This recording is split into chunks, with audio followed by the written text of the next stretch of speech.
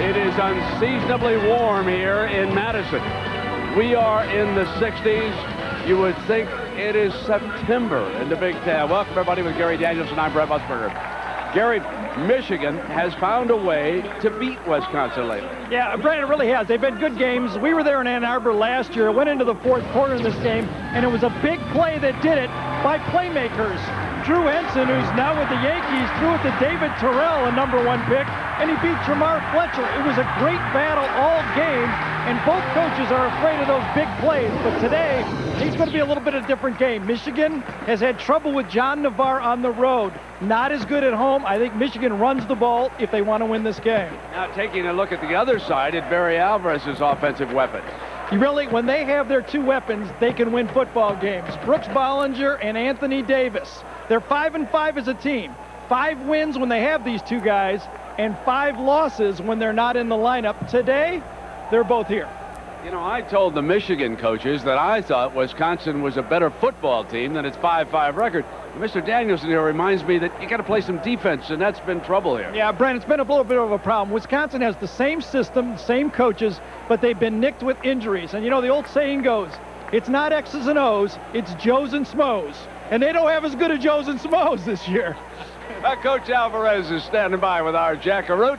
Let's go down to Jack live. All right, Coach, so what do you have to do besides scoring 1 point more than Michigan to win today? Offensively, we've got to get a rhythm. And defensively, we can't give them big plays. We can't let them throw the ball over top of us. What about on first downs for your team? Offensively, we want to keep it in a rhythm. We don't want to get long yardage situations, and we want to put them in predictable situations. Good luck, Coach. Okay, thank you. Brent, one of the things that's important for this team is they have to win in order to go on to a bowl berth. All right, Jack. And right now, let's join the PA announcer here in Madison. Ladies and gentlemen, our national anthem, conducted by drum major Nick Kirsch, who is marching his final appearance in Kemp Randall Stadium. We urge you to join in singing.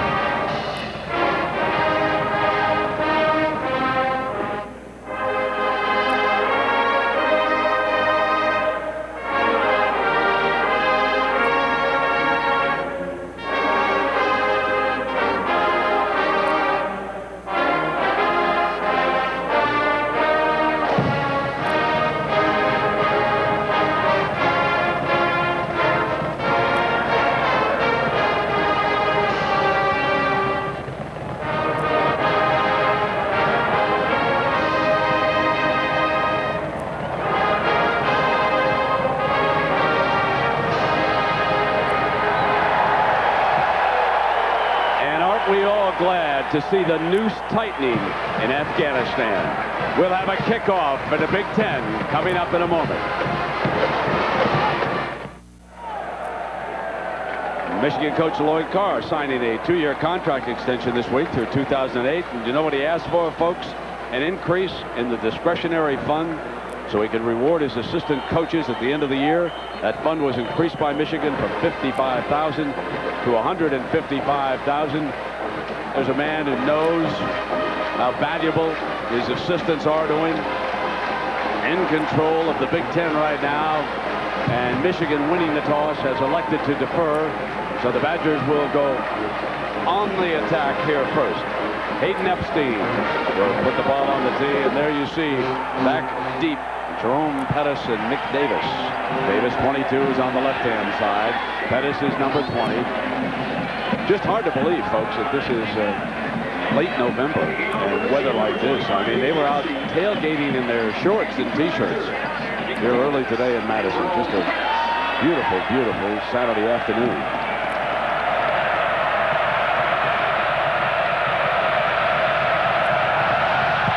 Underway.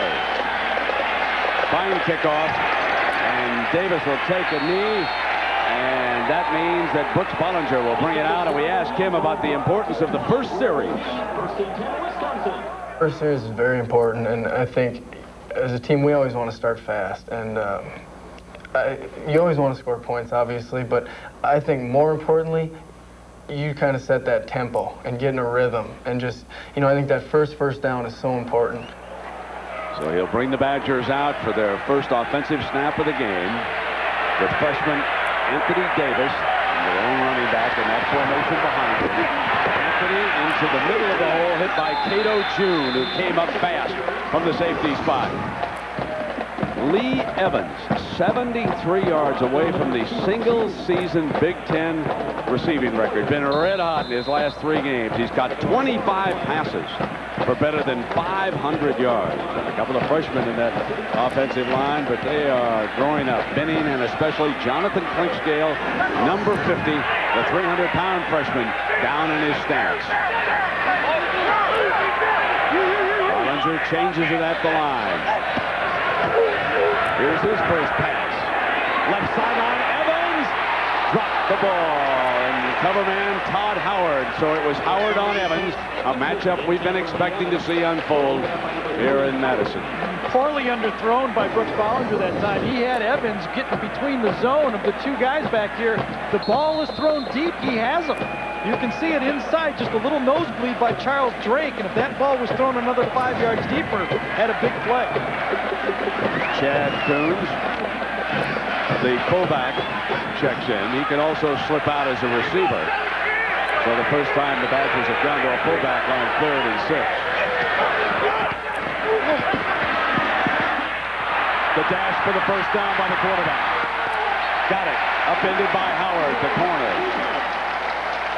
The Wolverine defense looks like this. Shanti Orr, a couple weeks ago when Gary and I were at the Michigan State game, he was a big-time playmaker all day long. And, of course, they feature Larry Foote, who leads the nation in tackles for a loss with 23.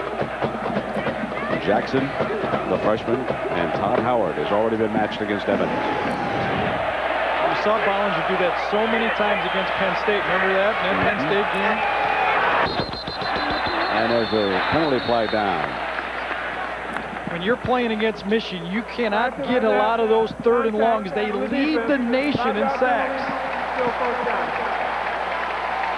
Brooks Ballinger, though, is the type of guy it's tough to blitz for Lloyd Carr, because he looks at the tape and sees an athlete on 3rd down burn Penn State.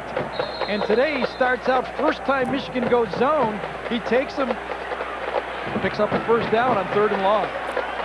Bob Doherty, young freshman, tight end, checks in now for the Badgers for the first time.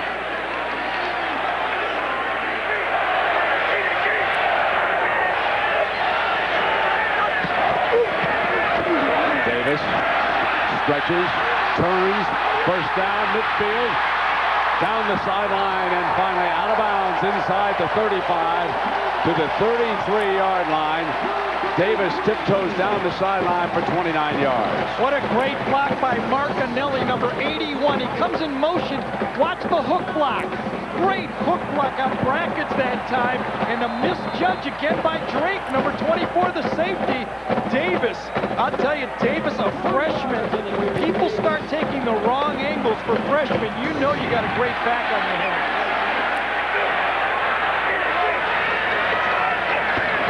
First down, Ballinger drifts to the left. Is at the first down marker against Brandon Williams, the junior operating on the corner. Evans makes his first catch of the day. He's a finalist for the Blitnikoff Award. Evans has that deep threat. I don't know I'd ever say this, that I would do a game this time of year and have a Wisconsin receiver threatening to break the record for receiving yards of the Big Ten. This was 3 yards, 3 yards, 3 yards for 10 years for Barry Alvarez, but he's adjusted. Chris Claiborne and now Lee Evans. He's used it, Chris Chambers and Lee Evans. On 2nd down, Davis stopped in the hole, and that was Eric Brackett, back from an injury for the Wolverines this week. Well, let's ask the quarterback, Ballinger, to give us his scouting report on Evans. Here's what he said. Lee Evans is a great receiver in the Big Ten and a great teammate because he is competitive, explosive, and a playmaker. He's also a junior, and there will be some of those nasty agents coming along and trying to coax him to turn pro. He's 5'11", 195. Moving in on the all-time Big Ten record. There's the blitz. Pass caught. Todd Howard, Larry Foote coming in. Boy, that was great coverage, too.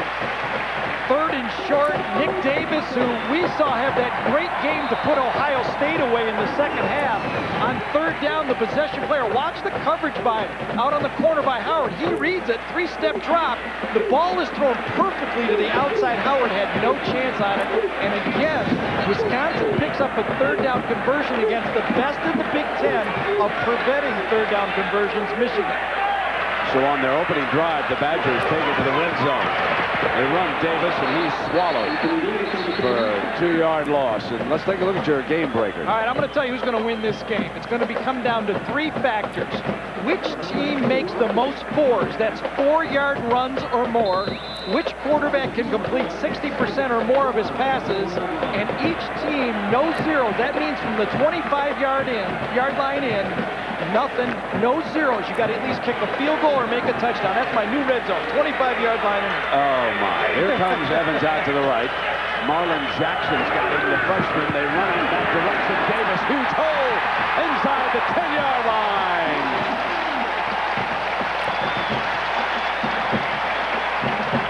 Where'd they find this guy, huh? Not a highly recruited player. In fact, in his freshman year, coming right here, you watch it, coming right up the gut of that Michigan defense. When you get a block on people and you hold your blocks, I think that Barry Alvarez team saw the Michigan State film. And they said, if you can get up under the smaller linebackers for Michigan, you can run the ball, and they're doing it right now. They're blocking Foote, they're blocking Hobson. Martinelli, the tight ends to the right of the formation. Davis is hit in the backfield quickly by Norman Hoyer, number 90.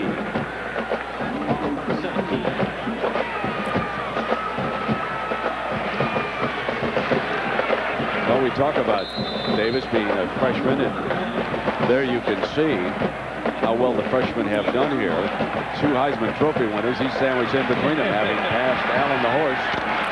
But leaning on Dane, he'd need a couple of big days. They need to get to a bowl game, probably, do that. Volunteers slant. Evans crushed at the 1-yard line. Great help on that play by Charles Drake. Now, you know, you give all the credit for Lee Evans making the acrobatic catch and going and catching the big ones, 21 yards a catch. But watch him make the tough catch on this play. This ball is thrown right in his stomach, and he goes, he's going to get hit. He catches it with his body and his hands, which I like for receivers who are in traffic. Kind of engulf that ball, and now they're, what, 3rd and a half a yard here.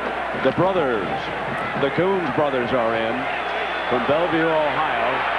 The 2 fullbacks, they loaded up in the backfield. Bollinger's option look, he'll turn it in. Touchdown!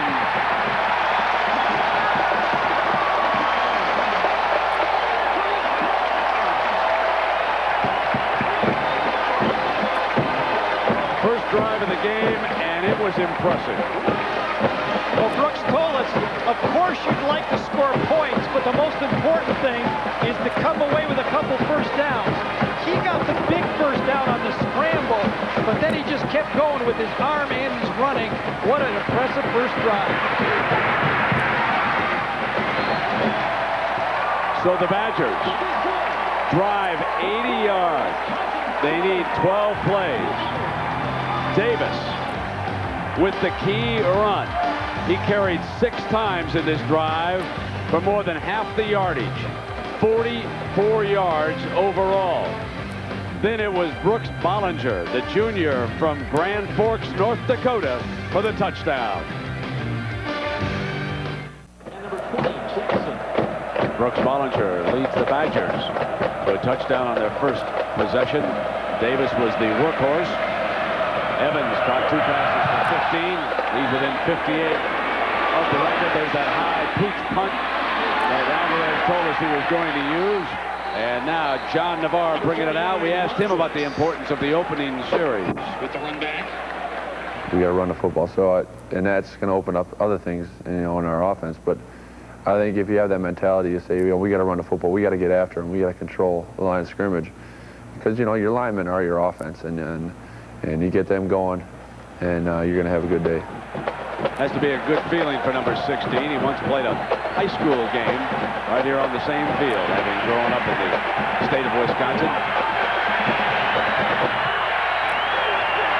Draw play, Askew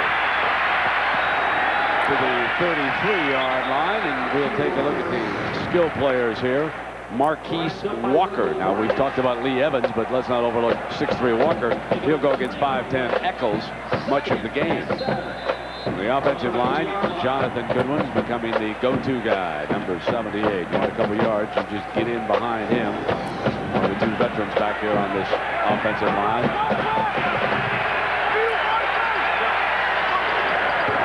Inside handoff, Askew again short of the first down, and he is wrestled down by Thompson.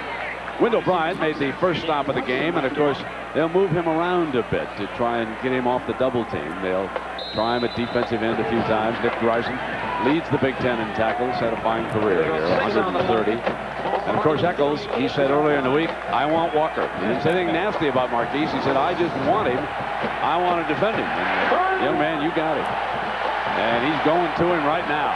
They're moving Eccles right over on him. So it's one-on-one, Eccles and Marquise. And Michigan runs for the first down. Askew across midfield, a fine run before Starks, the freshman corner from St. Louis, comes over to make the stop. Well, P.J. Askew has been the workhorse of this football team. He hasn't had the glorious runs. Actually, his long run of this Big Ten season has been 20 yards, but he gets you those 80 yards every week. He's 6 out of the 9 games. He's got 80 tough yards, and I think today he's going to have to go over 100 if Michigan's going to win again. Again, if you just joined us, Illinois a winner at Ohio State. Michigan must win this game. Askew is swallowed at the line of scrimmage, no more than a yard. You can see Smith down on the bottom of that pile. Wisconsin and Kevin Cosgrove, the defensive coordinator, knows what he's up against with John Navarre. At home, he's been very good, but on the road in career starts, he's been less than. 3-3 on the road, 7-0 at home. Of course, everybody plays better at home, but you can see his stats. I think Cosgrove of Wisconsin's going to try to force Navarre to beat him. Second down, Navarre with a deep drop. Away from Wendell Bryant, fires high, out of bounds. No chance of an interception on that one. And Bryson was coming in. Michigan ran one of those two-man routes. They cross Bellamy and Walker. Everyone else stays in and blocks for the big guy back there and try to get a one-on-one. Starks and Eccles did a nice job on a deep crossing route. Chris Perry checks in for the Wolverines on the 3rd and 9. Seymour, the tight end, is actually split out to the right. There he is, right there. Navarre looks underneath screen. Askew and read perfectly by Grison.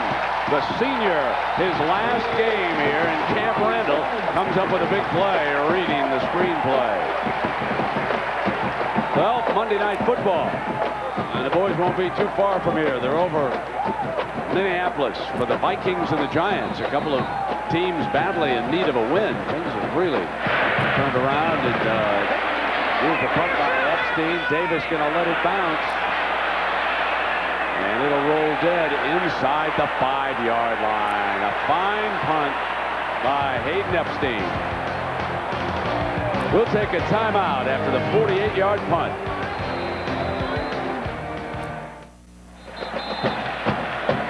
A precarious spot for the Badger offense. They are just inches away from their own goal line. They're backed up on that beautiful punt.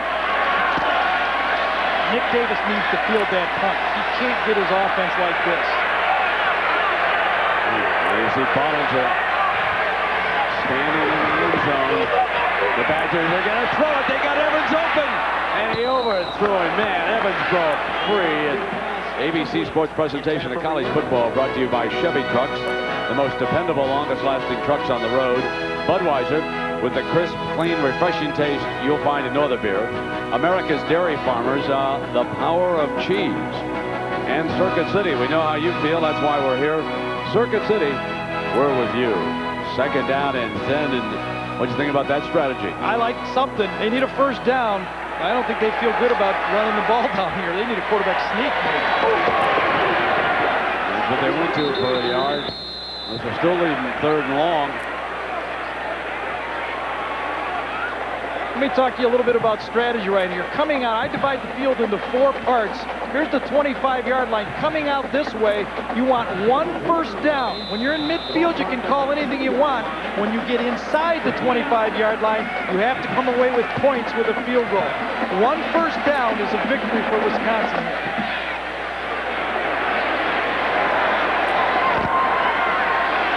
Chad Coons is replaced on this 3rd down.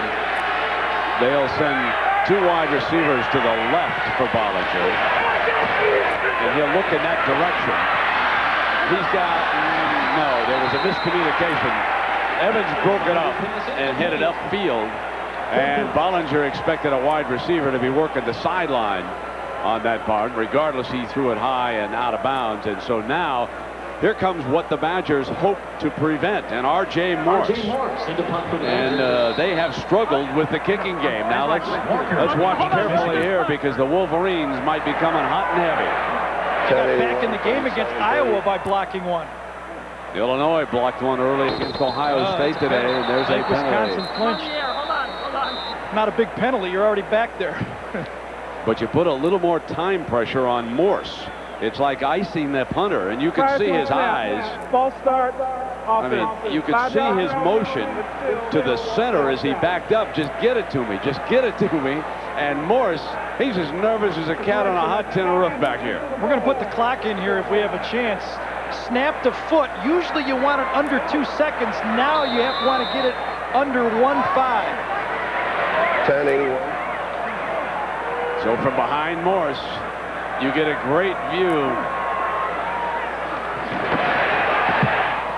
Oh, great. Drilled one beautifully. Walker at midfield to the 40-yard line. Good job by Morse. Now here it is. 2 or less. 2 or less is a success.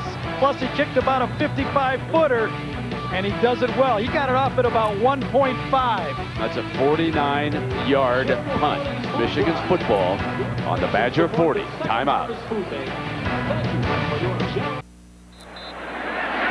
Well, the Badger coaches telling us yesterday that when Michigan uses trick plays, they like to go on first down. They are in attack territory at the 40-yard line, and here's their first down.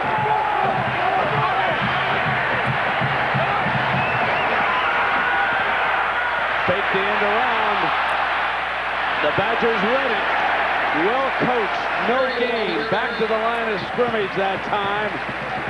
And so the Badgers eat the play up. They do, and that is what you do as a good coach. 1st and 10 this quarter is brought to you by Chevy Trucks. The Wolverines have left themselves a good solid 9 yards away from that spot.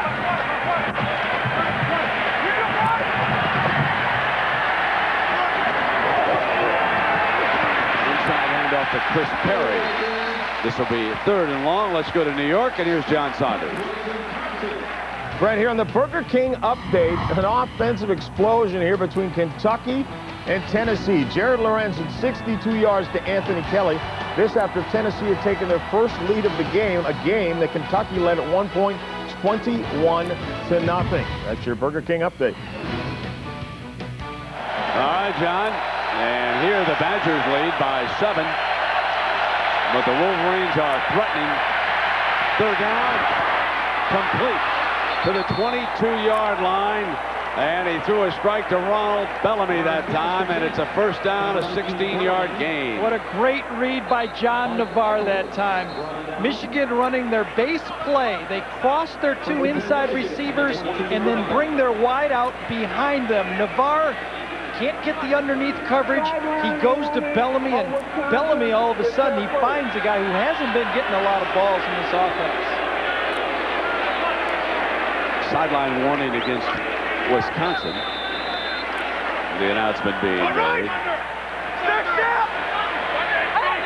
First down. Here's Askew back in the game. Hard run inside the 20-yard line. Bryson battling him. And a reminder that ABC Sports Thanksgiving Feast presented by Siemens kicks off at noon Eastern. And it will be Texas ranked 6th in the BCS standings against Texas A&M. And then, Gary, you'll now be in Boulder, where it'll be the top-ranked team in the BCS, Nebraska against Colorado. But Nebraska must win that game to get to the Big 12 title game. So we are in the elimination round, if you will, for BCS bowls in general. And on a quarter misstep. Quick fire to Marquise Walker, his first catch of the game, and this will be 3rd and short. Broussard, the safety, over on the stop. This is a great read by Navarre. Wisconsin is playing off very, very loosely. I don't even know if the rest of the 9 players besides Walker and Navarre knew what the play was. They just make eye contact and throw the ball over there for an easy pitch and catch. They're going to measure. Let's go back to a play that set this all up, man. Gary told you that Nick Davis had to fair catch that punt. When he let it go, it was down on about the 1-inch line. And from there, Michigan was able to dictate field position. Absolutely. And now, driving from inside the 50-yard line, they have now moved close to the 10-yard line. And an impressive-looking drive as Navarre snapped that one off. Each team is going to get about 16 possessions a game. Each offensive coach would like to start a quarter of them, 4 of them inside the other opponent's territory. That's 1 for Michigan. Wisconsin has started 1 from their own 6-inch line. Field position is favoring Michigan in the game. 3rd down and short. Askew, the running back, he'll be behind Navarre. Need just inches for a first down. Navarre could probably take it. He does. On the second effort, he was jammed there in the middle.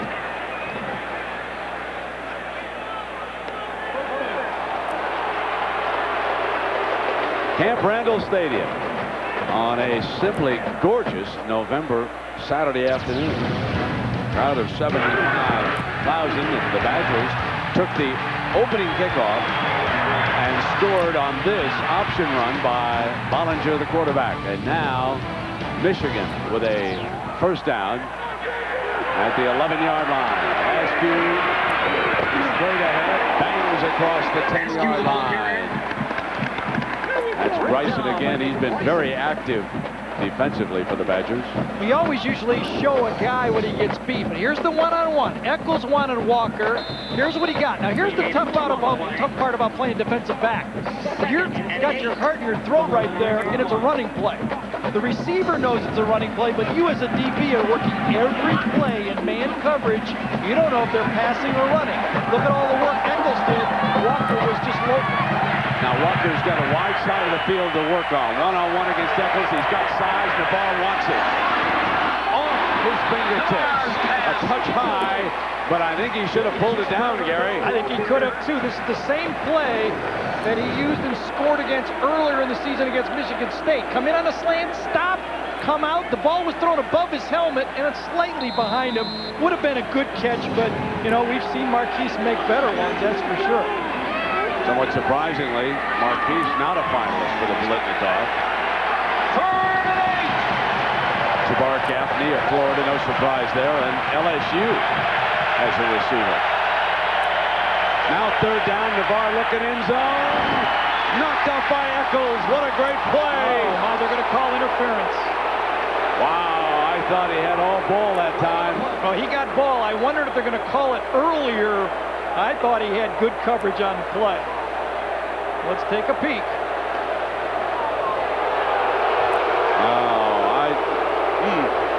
Let's see what the camera shows.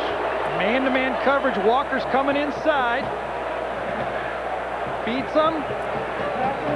puts his left hand on him. Absolutely. Boy, it's just that's corners. We see it all the time, don't we, Brent? Sure Lack do. of confidence by those corners to believe their long arm, which is the arm closest to the quarterback, is going to reach across and make the play. The intensity on Barry Alvarez's face, because this game is so critical for the Badgers. They must win today just to put themselves in a position to get to a bowl game. As to jump too early. No chance. It'll be second down and goal against the Badger D. I don't know if the play came off a little slow that time, but I think it was James came around the back end unblocked. Watch it come and run from backside here. Is it? I don't know who it was, but he got him actually before he jumped. No, I'm not sure who it was, but he got him just before he jumped. I think it was James. Right. Watch it coming from the backside. It is James. Ezra's James. Young player gets him just as BJ jumps. Good play. Second down and a goal again. Way over the top. No, it's a fake. A beautiful fake for a touchdown. Oh, baby. What a fake by Navarre. Rolled over to the left. And Dubak slips out and makes the 1-yard touchdown catch for Michigan. All right, how do you go when a guy's coming around the corner? You run the fake. One of 5 different tight ends that have caught passes for Michigan this year. Great call by Stan Parrish, coordinator for Michigan. So Daubach and Epstein put 7 on the board. What a great fake by Navarre. The truth is that Chris Perry would have had the touchdown easy. He dove right over the top, but Navarre rolled right, and there's Daubach. Tied at 7, and Barry Alvarez has been going ballistic on the near side with the officiating crew. You can see him working the field judge over. He is still livid about the pass interference call. I don't think I've ever seen him quite as upset about a single call as he is this one. The kickoff, and let us go to New York and John Saunders. John? Well, Brent, as you know, last week Miami did not get an offensive touchdown against Boston College. Ken Dorsey does it this time, though. 22 yards to Andre Johnson against Syracuse. They take a 10-0 lead, and they've controlled the game thus far. Also, Tennessee now has jumped in front of Kentucky, although the Wildcats are marching. We'll keep you up to date. Right. All right, John, and here we're deadlocked. John Navarre, his touchdown pass, and it's 7-all. Here's Davis, stretches to the right, and he's banged out of bounds at the 22-yard line. So a reminder that the Thanksgiving feast presented by Siemens, and next Saturday from Ann Arbor, from the Big House, Ohio State and Michigan. The Buckeyes a loser today. They cannot represent the Big Ten as far as the BCS bowls are concerned. That is down to 2 teams now, Illinois and Michigan. Michigan holds the tiebreaker advantage because they beat the Illini head-to-head. Evans is off to the left. Second down and long. Bollinger looks back right. High, diving to Nelly. First down at the 44-yard line. And a great grab by Marcanelli, the senior from Addison, Illinois, 33 yards. Charles Drake, the safety this time, is so worried about Lee Evans, he just takes off. Watch him leave the picture to the right. That allows the tight end to come down the middle. There's no one in the middle of the field. I mean, how do you like to throw balls like that with no safety to lead the receiver in?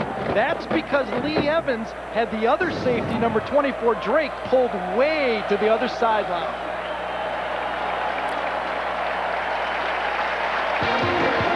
So the first quarter comes to an end with the Badgers and the Wolverines even at 7.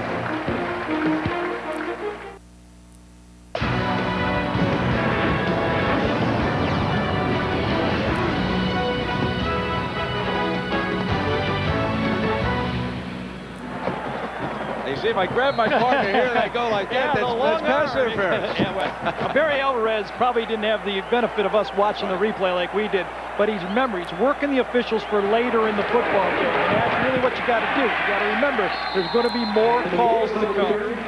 So the Wolverine defense now settling in here on Davis. So it'll be second down and long. Well, Lee Evans, and we've told you he's moving in on a record, folks, but look at this. 1,375 receiving yards, more yardage than the '98 Rose Bowl championship team combined in 12 games. And that points out just the kind of season that he's having. They're trying to get the ball into his hand. Here's Bollinger. High and Nelly again. So it's waved off. He took a whack at midfield. And this was flat double coverage on Lee Evans. Charles Drake went deep.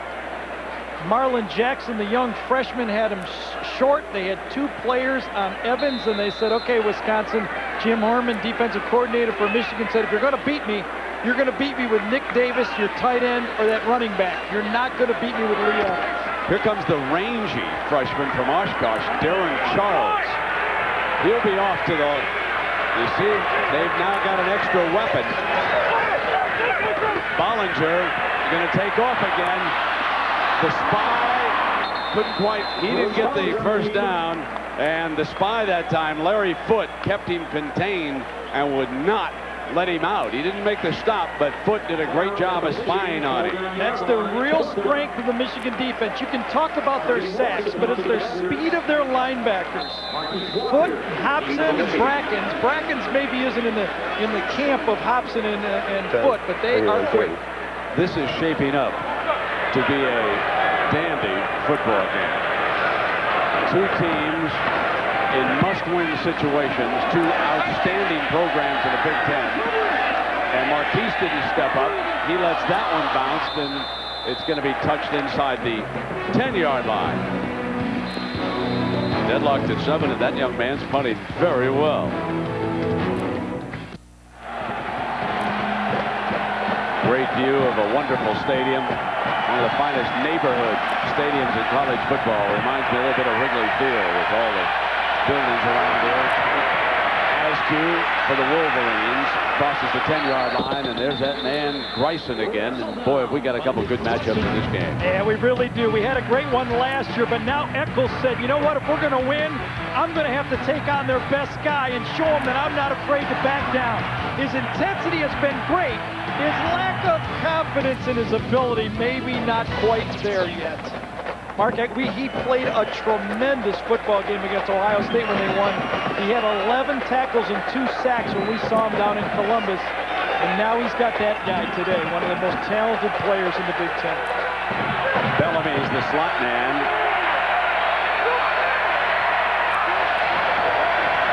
Draw play. In the middle opens for Askew with number 6, Joey Bose, hanging on. I think that was Chris Perry, was it? Yes, it was. Chris Perry with Nick Grayson that time really took the wrong shoulder on this one. Grayson right here, watch him take on the wrong shoulder this play. That's how the defense breaks down. He comes out, takes it on with his right shoulder. Perry runs to his right, and that's really the difference in the football play that time. When Grayson's making tackles, you don't run. This time he guessed the wrong way. Here's the toss. Perry upended at the 30 by Starks. So as we've told you earlier today in the Big Ten, Illinois a winner over Ohio State 34-22. Penn State keeps its bowl hopes alive. Iowa, they figure to go to a bowl. Purdue comes on to beat Michigan State, and Northwestern lost to Bowling Green. And there you can see Michigan cannot afford a loss.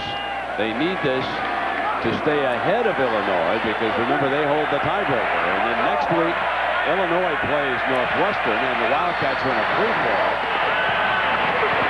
Here's Perry, and he's stuffed. Well, now it's time for our Aflac trivia question. This week's question is, Lee Evans, when the game started, was 73 yards away from breaking which Big Ten receiver's record for single season yardage? Now, he's caught 2 passes today for 15 yards, so I don't know. I'm not much on math, but I think it's about 58 yards right now from breaking the receiving record. Bit of a story here. Mark Eccles pulled up a little bit lame on that play. Cover, and remember, he's got to cover man-to-man no matter what's happening. Running play, he's out there covering like it's a pass play. I don't know if he hurt his toe or ankle or what. Let's see if they find Walker now. Broussard, the strong safety, goes over on the slot. There's confusion because of the injury. There is big-time confusion. They're going to take a timeout. Wisconsin has to take a timeout. So they burn a timeout as B.J. Tucker, the junior, wasn't sure what to do. Timeout.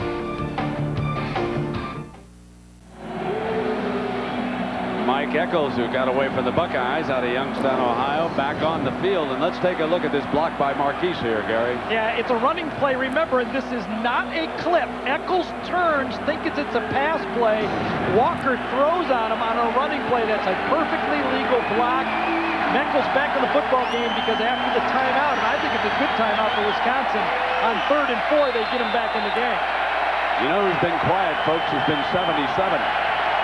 Bryant has not been able to penetrate that Michigan offensive line and get to Navarre. Goodwin doing a good job. Perry outside, first down Michigan on a beautiful slant. But I want to talk about Jonathan Goodwin. What a job he's doing down in that pit area on arguably the best defensive tackle in the Big Ten. He really did a job here, one-on-one coverage in the pit, and that allowed a perfect throw from Navarre to Perry. One of the hardest throws a quarterback can do is hit a guy on it. Here's the matchup right here that we're talking about. Jonathan Goodwin against Wendell Bryant, and he stones him. And watch this throw. Hits the receiver right on the run. That is great offense. Textbook. They flop Bryant to the other side. Navarre goes long. Intercepted. Starks has got it. Starks picks off Navarre. What a great interception. The freshman from St. Louis. Michigan with Bellamy tried to go a hitch and go on the freshman. One-on-one coverage. Hitch and go. And Starks, hey, he's going to be a great one. The coaches said he'll be a great one. He's just a freshman, but he cuts off Bellamy and intercepts the ball on Navarre. Big-time play. Evans goes out to the right with Nick Davis. And tracking him is Jackson, the freshman. Bollinger's shuffle pass to the fullback for a yard, and Grant Bowman, number 60, read it beautifully. Would you consider that last call a bit of a trick play for Michigan, Brent? I would. 1st and 10. They're going to go after Wisconsin with a little bit of a finesse play. I don't know if they need to do that against this defense. That's a good point. Starks was playing off almost 10 yards deep, and they try to go hitch and go. 2nd down. Evans comes in motion. Thompson's chasing. Quarterback draw all the way. 1st down, Wisconsin. And Bollinger to the 47-yard line. June makes the tackle. All right. Earlier we asked you the Aflac trivia question. Is Lee Evans right now 58 yards away after catching those 2 passes? And which Big Ten receiver's record is he going to break with 59 yards? David Boston had a magnificent career at Ohio State. Joe Germain throwing to him. Boston now with the Arizona Cardinals. His father, an official in the National Football League. Just a great career at Ohio State. Davis is stoned at the 49-yard line, and we check in with Jackaroo. Well, Brent, as you and Gary know, when we were talking about this game with the coaches, they brought up a very fascinating statistic about this man, Anthony Davis. Another in a long line of 1,000-yard rushers here. But can you believe this man has not fumbled or turned the ball over the entire season? Yeah, that's amazing. They said he hasn't even put it on the ground, Gary, when they told us that yesterday. In Big Ten football, playing on turf has not fumbled the ball, not even once they recovered. They didn't put it on the ground all year. Great note from Jack. 2nd down. Davis coming in motion. Punt fake, nothing doing. eaten up in the backfield as the Wolverines are there. Lazarus is number 97. Well, that's the leading sack team in the country, the Michigan Wolverines. We saw them get 11 or 12 or 13 points. It doesn't matter. Michigan State, they had a bunch of them. I know that it was double digits. But that time it was a bit of a coverage sack. Bollinger wanted to throw the ball outside, didn't want to get it picked off, nothing there, and he just had to eat. Darren Charles checks into the offensive lineup. Jim Herman calling the defensive signal. And they have been the sack masters this year. 3rd and 14. Bollinger looking for a playmaker. Incomplete. The Badgers are forced to punt.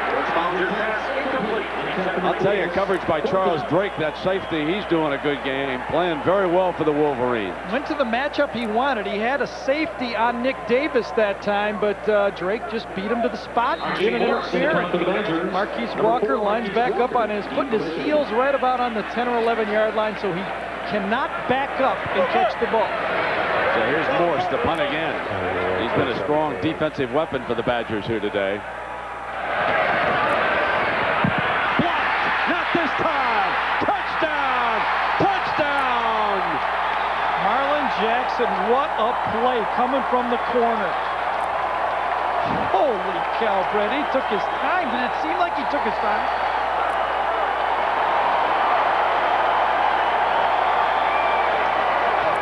Phew.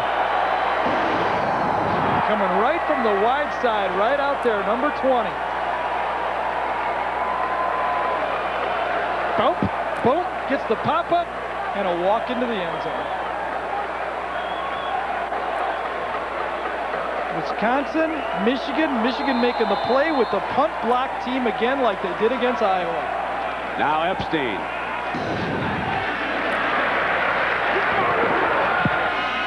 The punt block turns it around in Michigan's favor, and the Wolverines are up 14-7. The freshman, unblocked, looks for the hop on the artificial turf, and like a shortstop, picks it up, and then he takes off. Timeout. The special teams coach at Michigan is Bobby Morrison, and he has done a special job this year, turning games around with block punts. Epstein punting deep. Davis going to turn it out for the Badgers, well short of the 20-yard line. Let's go back to see what Morrison found here, Gary. Look at the two gunners are very tight for Wisconsin. They're going to go out, and that's where the punt comes in. Actually, it was not slow kicking. We want to get it off in 2 seconds. It was blocked at 2 seconds. It was the formation and Jackson coming off the gunner. If the gunners had been wide, I don't see how he gets there and makes the play. He just brings that speed in closer to the punter. The Badgers trailing for the first time. Davis tries to get the corner, and Hobson hanging on. About 8 yards, and our Pacific Life game summary here from Madison, Wisconsin so far looks like this. Bollinger took it in on the option. Then it was the pass from John Navarre off a great fake to DeBook, and that tied it, and then the block punt. There you see the Chrysler Drive summary right now. The Badgers, after that TD, have gone punt, punt, and block punt. Never thought a punt would look good, and when you got to line it up next to a block punt, it does look good. Need a couple of yards against this tough Wolverine D. Hobson again. Victor Hobson, the junior from Mount Laurel, New Jersey, comes in along with Charles Drake. Yeah, that's good, right? Charles Drake right at the line of scrimmage, playing run pass, but this time saying, I'm going to gamble, making an 8-man front. I think it's going to be a run, and that 8-man front makes the stop. Jim Herman's defense squeezes so well from the bookends. And when you think about it, Gary, only Michigan State's had any real success against him running the big fella. Absolutely, all year. 3rd down and 3. They're coming with everything. Bollinger gets time to take off. I mean, the Wolverines were swarming, and the Badgers are forced to punt again. And let's see what kind of an alignment Wisconsin shows up with this time. Great job by Michigan that time. They blitzed, and Wisconsin was trying to dump the ball off to Anthony Davis, number 28, and the Michigan defenders, I think it was Charles Drake, stayed with him. Same look. Two gunners tight. Let's see if they block before they go down, which should make for a nice return from Walker.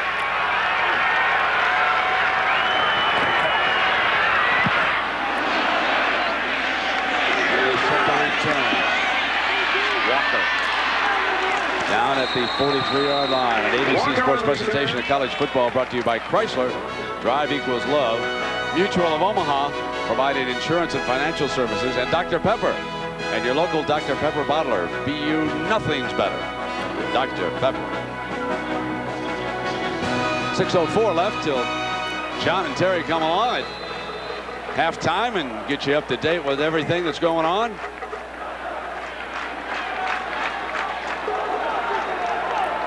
And we can see that in at tailback, Chris Perry on the toss play. Perry. And he was tripped up by Gryson as he came around the corner. Let's check in with Jack Arud on Chantior. Jack? Well, Brent Chantior was not in for that last defensive series. He has gone back to the Michigan locker room.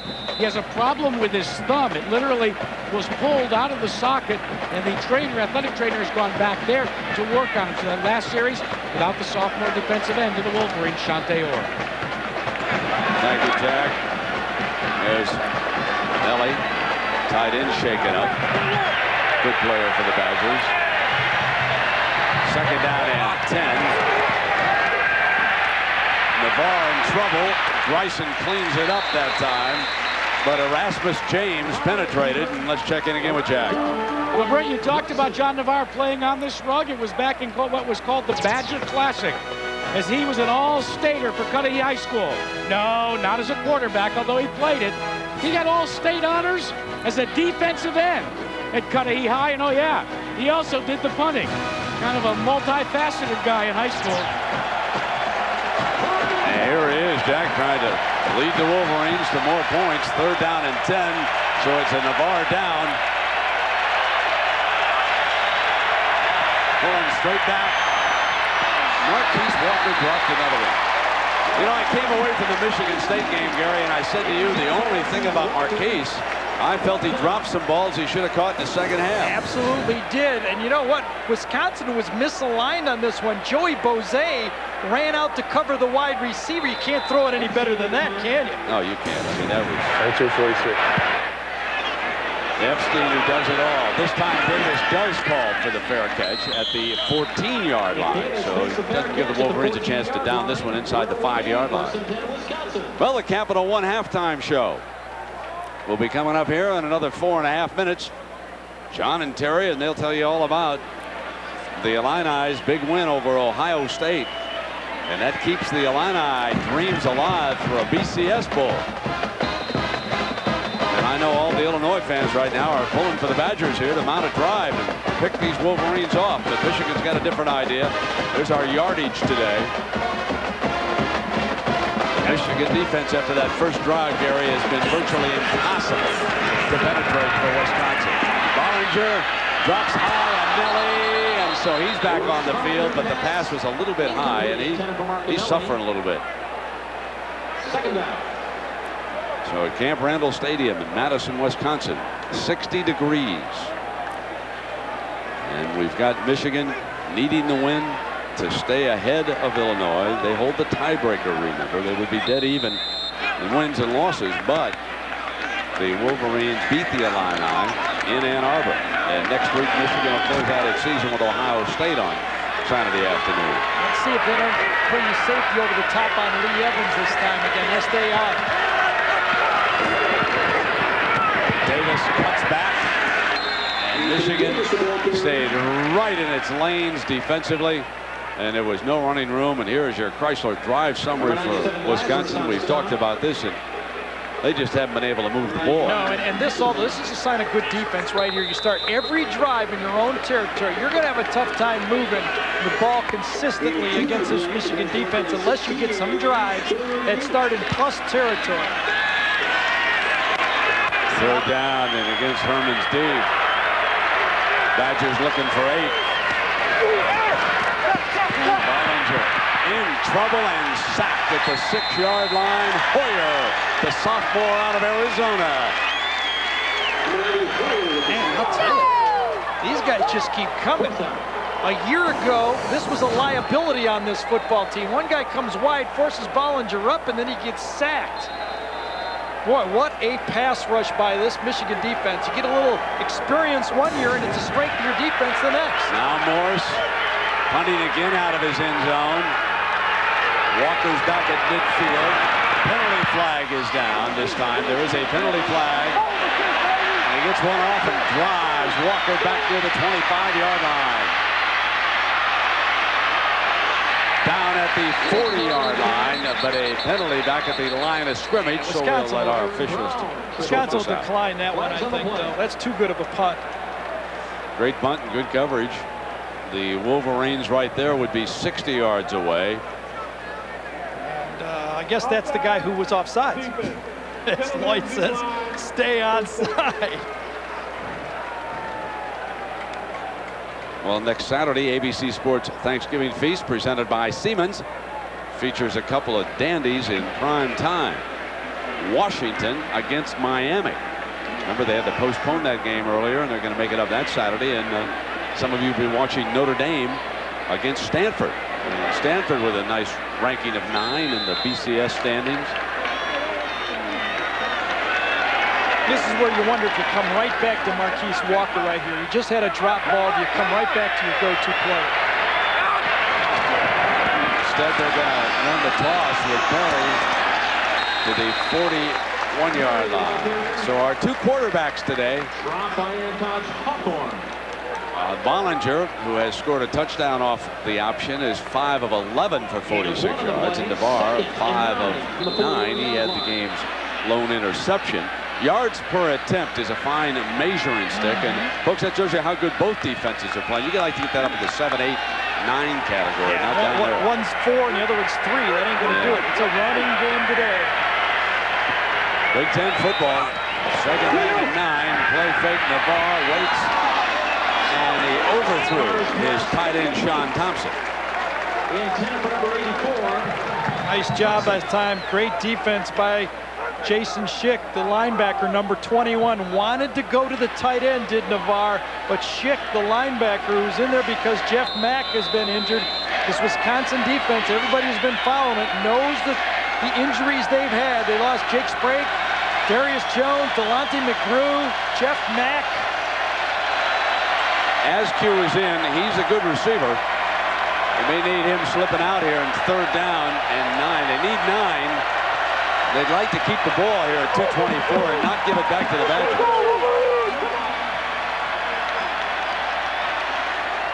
So Michigan will call timeout, and we check in with Jackaroo. Jack? Well, Brent, it's time for You Don't Know Jack, you know, where people go to abcsports.com and ask me a question. Well, Eddie figured that since we're in dairy country, he wanted me to milk a cow. So we went over to the Wisconsin dairy farm. 330 head of cattle, actually cows, and you don't milk them anymore by hand. You have to use one of these contraptions. And I wasn't real good at it, was I? But once we got it up, it was utter satisfaction for the cow. Gives you the milk. Got milk. Bessie saying, I don't recognize those hands. You know, in the old days, they never wore those gloves, Jack. You know, I invited you out to Montana to practice all summer, and then you show up and you put a machine on. Now, that's cheating, man. Well, Brent, remember, I did milk a cow manually here about 10 years ago. That's and right. that cow asked to be traded. Well, I got a buffalo waiting for you down in Boulder next Friday, partner. See if you can milk that. Single back with Askew. Michigan likes to screen. This time they slide Thompson right across, and he dove right at that 1st down marker. And he may have gotten it for the Wolverines. He did. You bet. That was a good play by the tight end, the senior from Saginaw, Michigan. Actually, the same play that Michigan hit Bellamy on earlier in the game. Remember, I talked about the 2 underneath receivers crossing and then bringing the drag route behind it. This time, Navarre went with his 2 underneath guys, saw him open and hit him. Nice play. Remember, they've got a field goal kicker who can nail 57-yarders. If this ball is down, the Wolverines will turn it over to Mr. Epstein. Here comes that end around this time that you talked about. Bellamy slips a tackle inside the 35-yard line. First down play. It's in the scouting report. The Wisconsin Badgers defense knows all about it. Michigan loves to run the reverses on first down. This time Bellamy's going to come around. A little fake, go around. Joey Bozay comes up, and watch Bellamy's skill. He's going to be the next emerging wide receiver for Michigan. For Epstein, they're in field goal territory. If this ball's down, 144. For him, you get to the 30. For most kickers, you got to get to the 25. To the 25-yard line on that first down, and they're bringing the clock down with them. 1:30. Very well coached football team. Not surprising that Lloyd Carr would ask for more money for his assistants. The way this football team comes along under their leadership over there. Have to really give it to his staff this year. All the talent they lost out, plus their quarterback that they weren't counting on, and they still are winning football. Second down and 4 is that end around look again. He kept on the fake this time. And he is out of bounds as Chris Perry coming down with Jason Schick, the linebacker, getting him out of bounds, but it is a first down with 1:02 on the clock for the Wolverines. They are really stretching the field with the end around. Gary, I don't think I have ever seen a half that I can remember with as many end arounds called as Michigan has used here. Well, the third leading rusher for Michigan for the season is Kelvin Bell, a receiver. So you can see it has been a staple, and Lloyd kind of argues the fact, he said reverses are not trick plays. They are part of your offense, and it spreads out the defense. Well, it certainly is part of Michigan's offense today. Perry, and coming in hard is Bryson. And we check in with Jackaroo down below, Jack. Well, Brent, outside of that little murmur that you just heard and some applause, the movement by Michigan and the Wolverines in this second quarter has taken this crowd right out of the game. This is a vociferous group. They like to make noise. But since Michigan's gone up by 7 points, they've been awfully uncharacteristically silent. Except for that group. They're Michigan fans. Second down now, and Navarre rolls hard to the right and simply fell down. Oh, he might get 15 yards for throwing the ball down, too. No, there's no need to throw the flag. I know. he just... They call it a Harvey right there. He got tackled by Harvey. Yeah, the little turf monster. Rabbit. He'll do it every now and then. That rascal Jack. You see Harvey down there, partner? Jack used to run around with Harvey on Friday nights, but how about our quarterback, Jack Navarre? Well, Brent, one of the stories that I heard told after the Michigan State game was that John Navarre gathered his team together after that upset on Sunday. He sat them down and he explained to them that this was a crossroads for the Wolverines. They could either lay down and give up the rest of the season or rise to the occasion.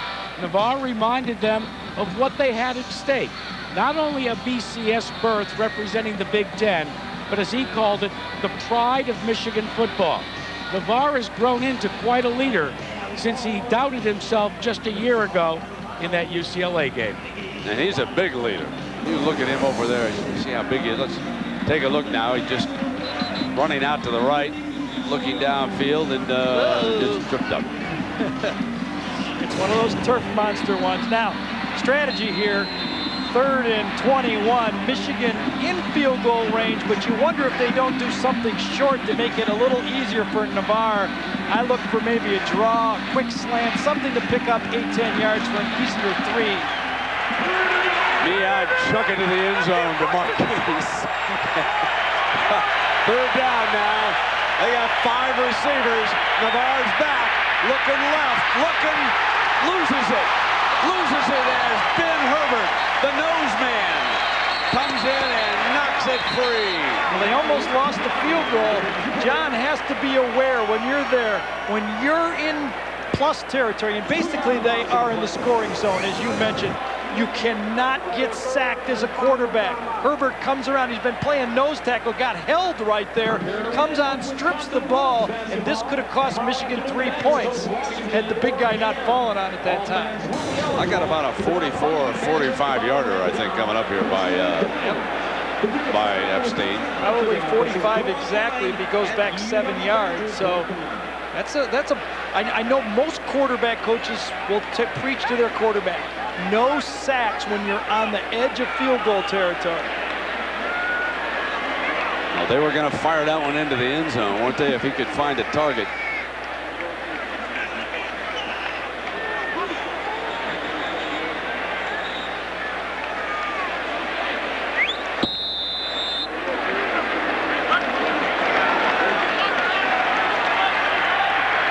He may put it back almost closer to a 46, isn't it? Going 8 yards back. Yeah. Gave himself. Yeah, that's exactly what it is. This will be a 46-yard attempt. Epstein's got distance, but no, it was wide.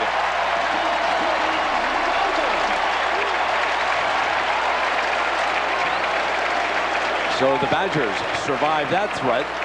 4 seconds, they can run the clock out and take their chances in the second half, and we've got another dandy between Michigan and Wisconsin. Since '97, you can make the argument these are the two premier teams in the Big Ten. It was the Big Two, yes, but it wasn't Ohio State and Michigan. It was Michigan and Wisconsin.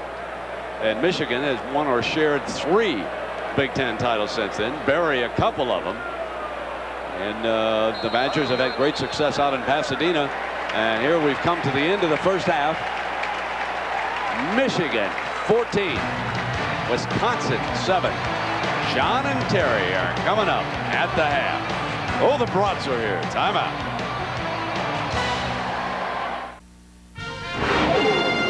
The Capital One Halftime Show, presented by Capital One, who asks, what's in your wallet? From Times Square Stadium in New York, John Saunders and Terry Bowden. 14-7, Michigan has the lead as we come to you from Times Square Stadium. Right now, Michigan Wolverines, of course, if they win out, they know they're going to be the Big Ten champions and get the BCS berth. For Wisconsin right now, it's just looking at a bowl. Yeah, and both these teams are playing very well. The punt block, Michigan's punt block for a score, put them 7 points ahead. That Michigan, their quarterback, John Navarre, has not been consistent the last 3 or 4 weeks. If he's consistent in the second half, their defense is enough for them to win. Yeah, Navarre, though, does have a touchdown pass in this game. Syracuse facing Miami. Miami finishing out the schedule extremely strong, and that's what they feel will get them into the Rose Bowl, but they have to win. Ken Dorsey, 22 yards to Andre Johnson. They have a touchdown, which they didn't get from the offense last week. R.J. Anderson sacked by William Joseph. This is a loss of 8 yards, and then Ken Dorsey goes to work again, hooking up with a big tight end, Jeremy Shockey, 8 yards out. Miami grabs a 17-0 lead. Their offense looking much better than it did a week ago against BC. Well, it's all about Ken Dorsey. No interceptions, couple of touchdowns. They're better than Syracuse in every area. Just play well. They're going to win the game. They're able to run the ball, and Syracuse, their offense has not been great this year at all. Oklahoma facing Texas Tech. Oklahoma still in the hunt for the national championship. It'd be a repeat for them. Cliff Kingsbury's intercepted by Oklahoma's Corey Klein. And Kingsbury comes up off the carpet, and then punter Jeff Ferguson has it blocked by Nehemiah Glover and goes out of bounds at that point. Tech's defense, special teams looking pretty good. Nate Hibble, though, 9 yards to Chris Toney as he's just about to take a sack for the touchdown. Tim Duncan also has 2 field goals. And Texas Tech has just scored. Oklahoma, though, with the lead right now. Well, both of these teams run the same offense, and they both know how to defense it. But Oklahoma obviously better at defending it than anybody else in the country. All right, it is 13-9 right now. If that changes, we'll let you know. Washington State facing Washington in the Apple Cup. For Washington State, they feel they have a chance to win the Pac-10 title. Cody Pickett for Washington, 25 yards to Reggie Williams. A great catch down to the 1-yard line. Sets up a touchdown a play later. But Washington State's quarterback, Jason Gesser, leads him back. 15 yards to Mike Bush. Ties the game at 7 apiece. Rich Alexis has a touchdown run as well in this one, as Washington State and Washington are tied at 7 apiece.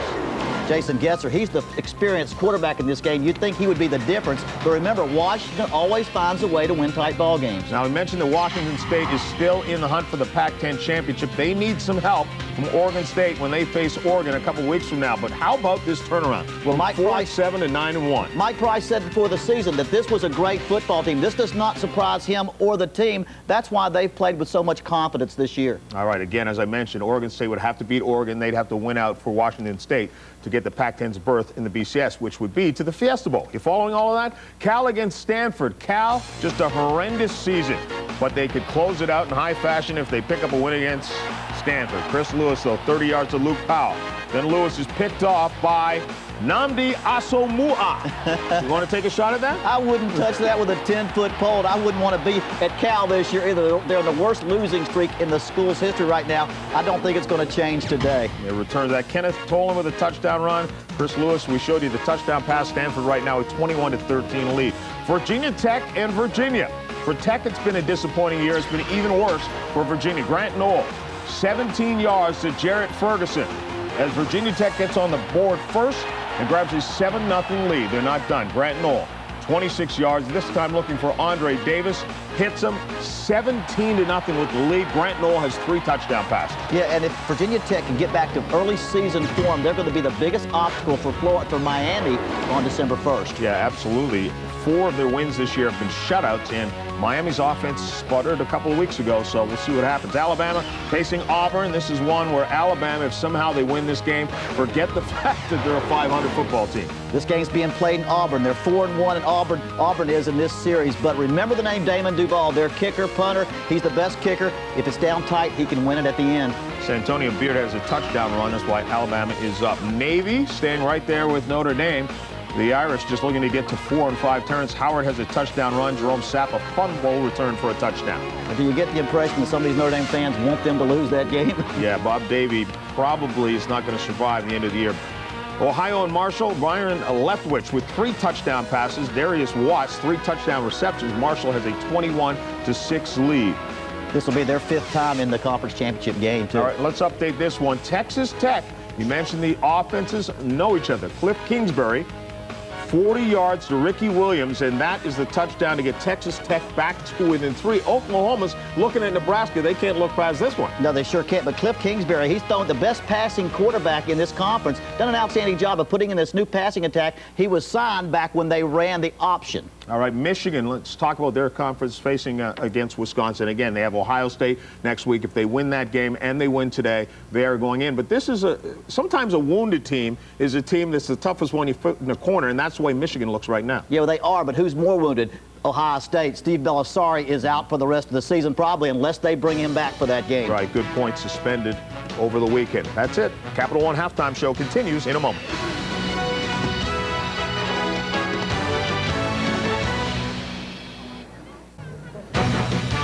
Welcome back to Times Square and the Capital One Halftime Show. John Saunders alongside of Terry Bowden, and we know Nebraska and Miami right now unbeaten teams, but there are some one-loss teams still waiting in the wings. You, of course, thinking of Oklahoma, Florida, Texas, and Tennessee. Tennessee with what they thought would be a tune-up today against Kentucky. It was a lot tougher than that. Casey Clausen, 39 yards to Dante Stallworth.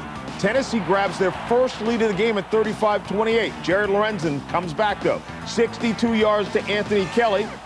And Kentucky has tied this again at 35 apiece. It comes down to kicker Alex Wall. Well, you know, Tennessee was just asleep. Just thought this was a warm-up for the Florida game on December 1, but Jared Lorenzen gave them something else to think about. Almost beat them in the second half. He almost came back here, too, to Chase Harp, who's hit, fumbles, and that's what seals it. Tennessee would get the ball back and run the clock down. Casey Clausen, 20 of 30, 285 yards, and 4 touchdowns.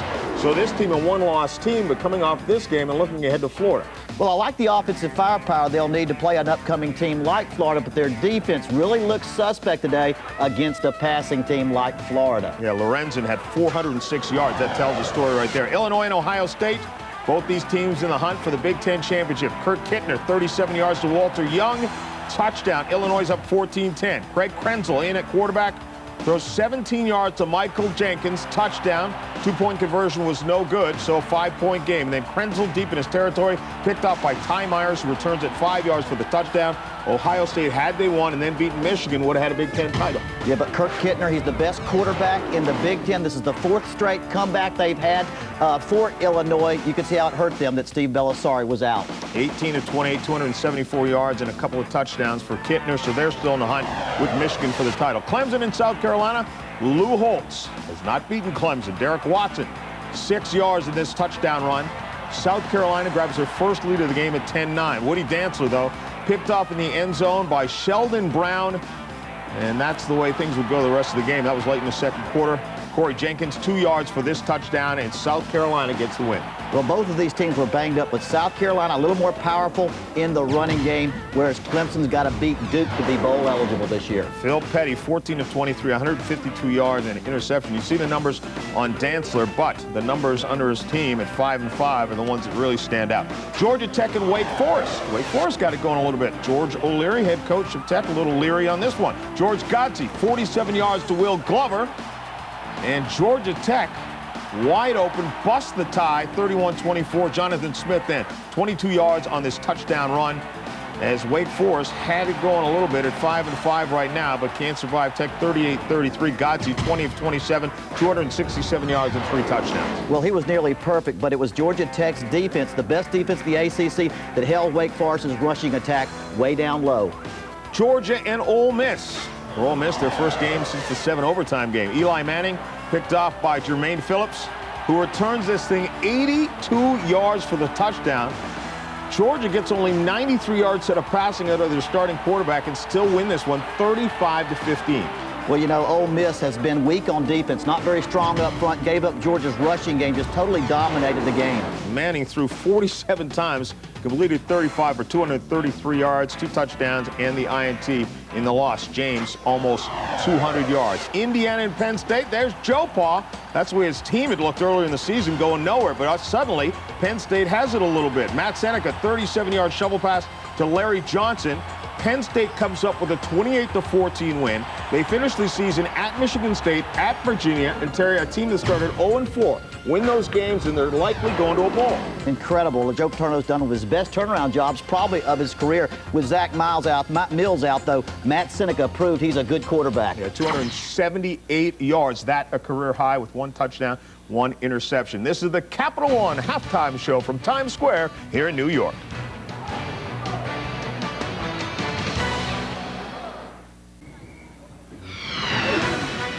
This Friday is the ABC Sports Thanksgiving Feast presented by Siemens. We'll start off in the Big 12, a big rivalry between Texas A&M and Texas. At 3:30, Nebraska takes on Colorado for a berth in the Big 12 championship game. Then next Saturday on ABC, we start at 1 p.m. Eastern Time. Ohio State travels to the Big House to face Michigan. At 8, some of you will see Notre Dame take on Stanford, while others will see Washington face the Miami Hurricanes, the Canes, hoping to end the season unbeaten. That's all coming up next week. Right now, back out to your game. The Big Ten Conference is the land of the big band sound, and we've been enjoying the University of Wisconsin marching band here at the half. We'll come back with the second half after this message and a word from our ABC station.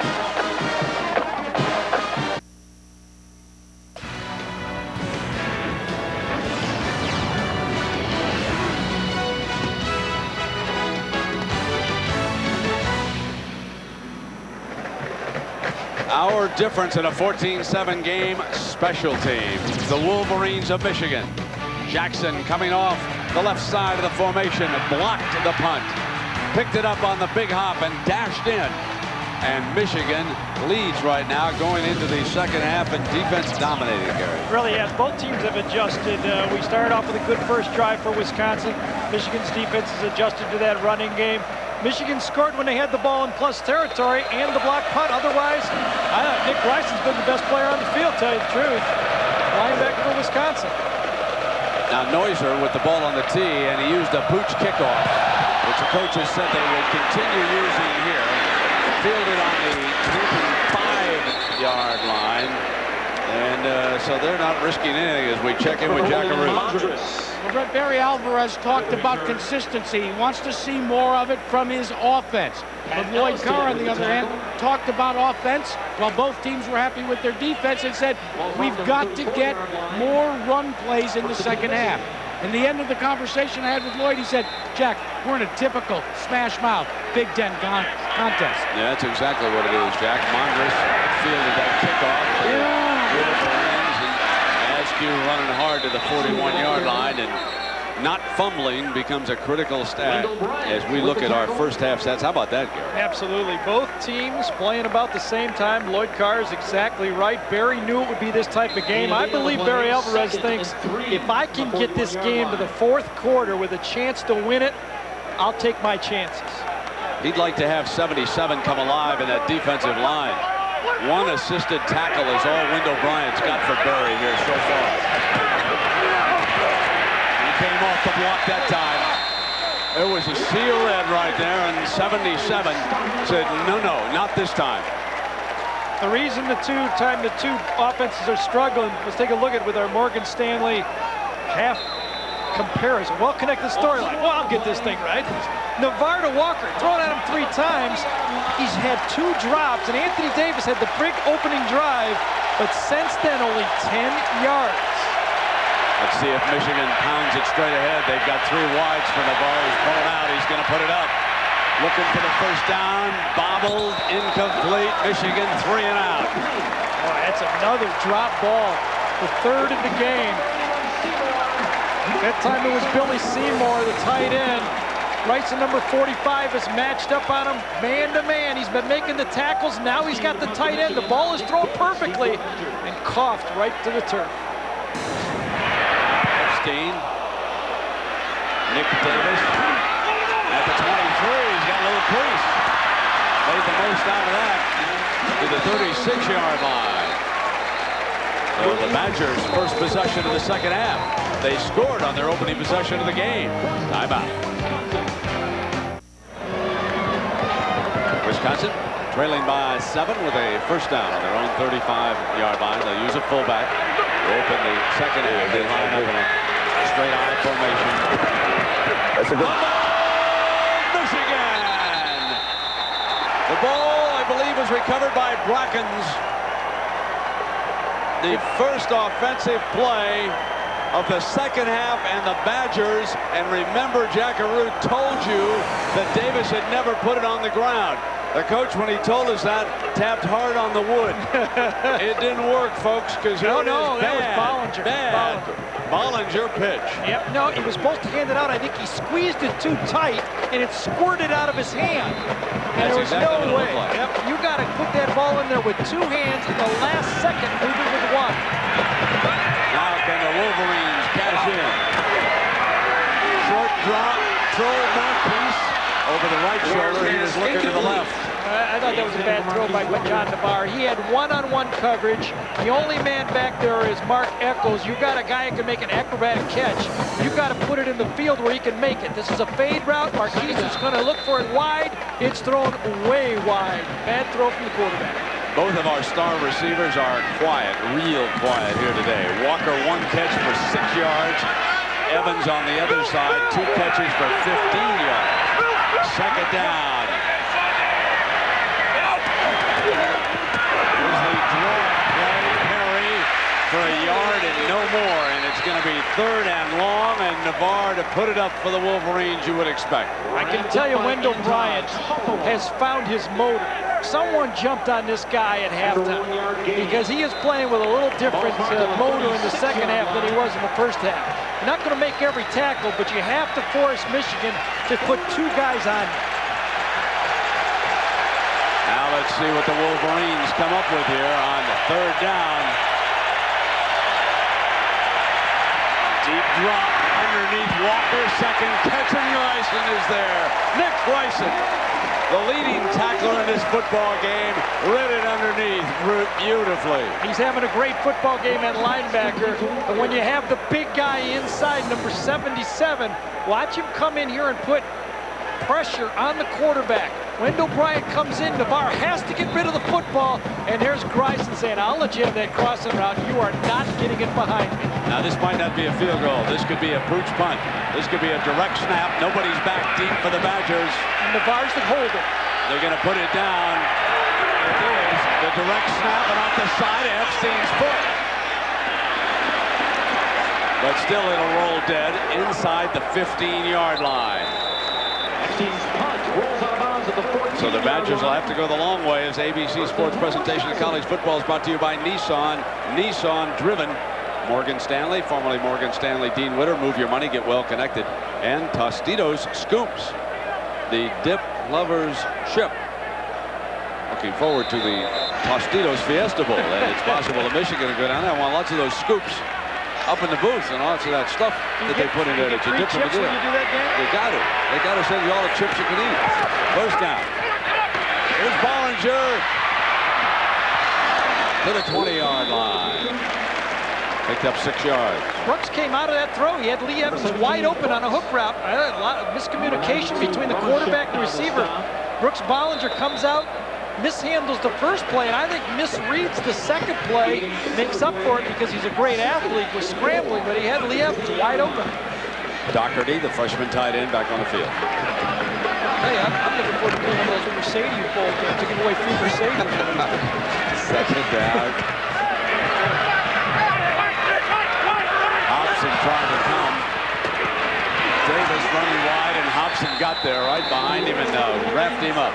Well, that's the difference of what Wisconsin is not doing and what Michigan State did do. Jim Herman's team and those linebackers are getting into the backfield and making the plays. Michigan State's offensive line got up on those guys. Number 6 right there. He comes from the backside. Anelli has to block him. 81. No, who's supposed to turn back? You can't run a play like that and not block the end man on the line of scrimmage. You'll never make yards. Must have been a missed assignment. Evans is slotted. The freshman Jackson backs off it. Bollinger comes back underneath to Charles. And that's not a first down pass. Those two series were about mirror images of each other, weren't they? Sure were. Zone defense by Wisconsin, force them to throw underneath on Michigan's drive. Michigan comes back and does the same thing to the Badgers. New return man for the Wolverines, Ronald Bellamy. Going to give it a crack. 10. And Walker's rushing the punt. He blocked it, I believe. Walker sent in. Down inside the 4-yard line. That's exactly who it was. They moved Marquise Walker up into the line. What is it? It's not X's and O's, it's Joe's and Smoes. Well, Michigan's using their Joe's and Smoes in the right spot. Coming right there. If you got great athletes, use them. Michigan gets them up and uses them. Walker runs right through the block, and the second one of the day for the Badgers. Look at that play by the big guy. Wireless Get Services Center in the fieldhouse, please. What a great one-handed block as he reached across. Take a look at number 4, extending with his reach now. He gets spun off the block. One hand. Backhand. A left mitt. A backhand. That's the size of that hand. Now the Wolverines. First and goal, and Navarre will use a timeout right here. So they'll talk about it on the side. Up by 7 and threatening to get more. Timeout. Marquise Walker, the hands of Walker. Used the right hand that time in Iowa to make the great catch, and now today the left-handed block, and they throw the 80s in. 81, 83, 84, 89. Michigan loads up with a power formation. And Roney Askew for the end zone, and he is stopped. Bryson is there. Well, we talked about it. Folks, this is going to be about $6 million a hand, okay? If you make it to a BCS Bowl. Remember this great play against Iowa? That's the right hand. As he yanked it down, a key touchdown. Now moments ago, moving up to rush the punter, the left hand. Great job by Marquise Walker. Now the Wolverines trying to get in that end zone. There's play action down for Michigan right here. They run the toss, though, with Askew. Corner, dive, touchdown! And there's a penalty flag in the backfield. Hold on. Oh, my.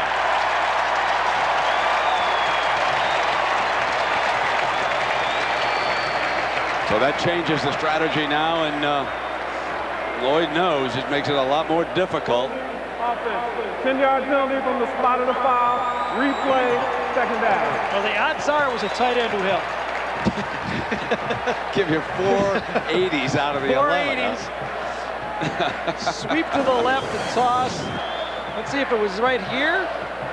Billy Seymour at the end of the line of scrimmage. Seymour's up there. Does he yank him down? I don't know. I can't tell. He's going to go down, I think. Yep. He kind of As falls. Askew Yeah, goes, there it is. You no saw question. him with the jersey right there. His right hand was called by the referee from behind. Good call. Here's second down. Well, they run the toss now back to the right with Askew, and he's upended at the 8-yard line by Bose, who may have been shaken up on the tackle. A little bit slow to get up. Yeah, it's been a long day for Bose. Michigan's Askew might not break those pretty runs, but he just pounds on you over and over and over again, and that gets old coming up for Bose. He was a corner early in his career, and now he's got to come in and get Askew one-on-one all day, and he's got like that pitcher shoulder right now. The only offensive touchdown for Michigan was thrown to one of the tight ends, 89, Dryton DeBrook. So here's third down, and they slot. And split wide left is number 4. Marquise gonna try him. Here's Marquise Walker out of bounds. And he was being defended by his shadow, Mike Eccles. So it's Epstein time for the field goal. A huge holding penalty on Seymour. You can see it. Eccles and Walker, wide lefts.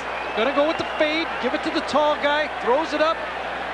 Just a little bit outside. Walker catches the ball. Well, he did not. Just 1 foot came down on the line. Very, very close. Now Epstein for the 25-yard field goal.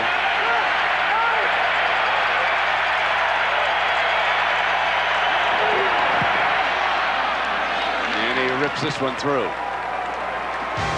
The Wolverines build a 10-point lead. 8:31 left in the third. Timeout. Here's that penalty again, Gary. Right here, Billy Seymour on Herbert. The end land on the line of scrimmage. Lloyd said it was a bad call, but we're going to show you it was a good call. The hand is right on the jersey, right there. You see the stretch called by the back official, the referee, and it's a perfect call. Now the Badgers hope to get a return. And Epstein, they drive this one deep in the end zone. Davis and Pettis are back. Epstein with a deep leg.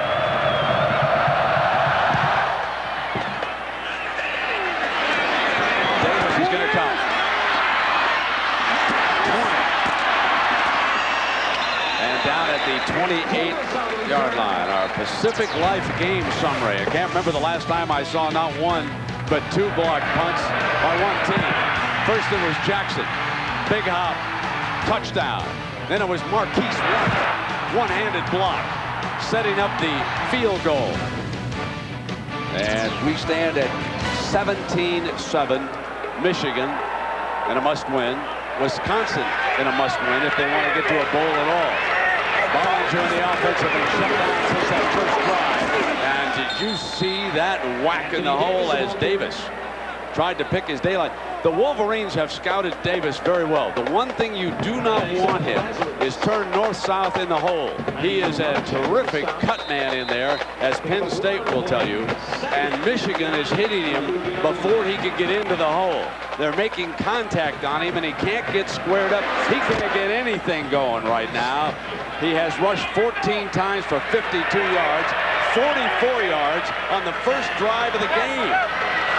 Second down and 9. Bollinger going down incomplete. Nick Davis, the intended receiver, and they had him doubled with June and Howard.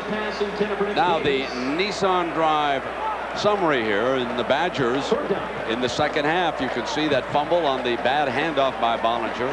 Then the Marquise Walker blocked punt, so the Badgers are being dominated this half so far. They are, but they've only given up 3 points. They've had 2 very, very bad starts. They've been able to survive, but you can only survive so long if you can't make some first downs. The Michigan defense is beating that offensive line for Wisconsin. Now Bollinger comes back middle, and Nelly first down. Crosses midfield, took a lick from Larry Foote, and hung on. There's the best offensive play. 22 yards of the half for the Badgers. Marcanelli, senior captain, is the only tight end on the team that even has a catch for Wisconsin, so you know where the ball's going. When you throw the ball to the tight end, you can see he's been limping, he's been dinged, he's done everything for Wisconsin today, picking up those 2 big catches down the middle against this defense. Byron Brown, a young wide out. He checks in for the Badgers. They got a 4-wide package looking at him now and run the quarterback draw. They spread the field. And Bollinger to the 41-yard line. So Michigan and Wisconsin, a showdown game in the Big Ten. And Michigan, led by its fierce defense here today, leading it by 10 points. The Badgers under Barry Alvarez are attempting to mount a drive. This is the first time they've been in Michigan territory this half. Boy, has number 3 been quiet out there, hasn't he? They need to find a way to get him the ball. Hasn't caught a pass since the opening quarter. Bollinger snaps it to Nick Davis. First down, Wisconsin at the 33-yard line. Offensive coordinator for Wisconsin has decided to try to spread that Michigan defense in a similar way that Michigan tried to do it to Wisconsin with the reverses. Wisconsin's doing it with wide receiver packages, throwing the quick slants, the quarterback draws. Too tough to run the ball right now against that front 7. Brooks Bollinger, named after the great third baseman of the Baltimore Orioles, Brooks Robinson. His papa was a big-time baseball fan. Anelli, the motion tight end. Bollinger reaches Davis. Davis slips the first tackle, gets the corner now. And Davis runs for 9 yards with Drake getting him out of bounds on that far sideline. I've never seen Larry Foote take so many wrong angles as he has on Davis. Foote usually can just run these backs from behind, but he's misjudging the speed of Davis on those sweeps. He came across, you expect him to gobble him up, and Davis runs right by him.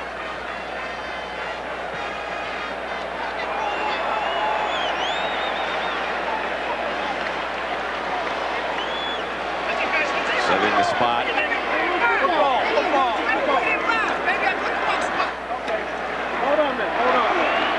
One of the few times you'll see the chain gang measuring the ball out of bounds. Never seen it before.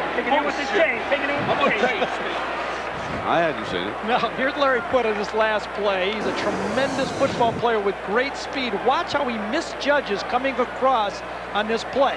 He's got the speed, comes across, has him, gets just pushed a bit. That's what it is. Stumbled just a little bit on that block from behind. And that's all he needed to get through, as he got one little push from Al Johnson, and that was enough. Boy, if you're a riverboat gambler, this is the play to go Evans end zone. Second down and inches. Second and 1. You've still got third and fourth down to pick up the first down.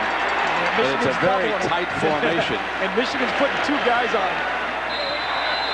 He's off to the right. And the Badgers settle for the first down, and that, of course, is Barry Alvarez's style of football, so there's nothing unusual for the Badgers to do that. This is what he features, and they know they've got to finish off a drive here, down by 10. Barry knows he's got to get points up on the board. He also knows he does not have a great kicking game. He needs to get that thing closer, or he needs to put it in the end zone. He does not have great confidence in his field goal unit. He's at the Michigan 22-yard line. Davis, the running back. Evans off to the left, being double-teamed again. Bollinger looks right. Wants Davis. Now he'll try and throw it away. Davis was well covered. There was no way to get him the ball, so Bollinger simply threw it away. Bollinger grew up studying football. His daddy a coach up in North Dakota.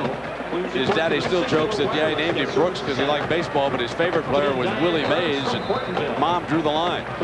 Didn't want a son named Willie Pollinger. Said Brooks was okay. So it's second down and 10. Of course, he was drafted by the Dodgers coming out of high school as a baseball player. Yeah, fine all-around athlete. 22-5 as a start. That may be his best stat. Here's second down.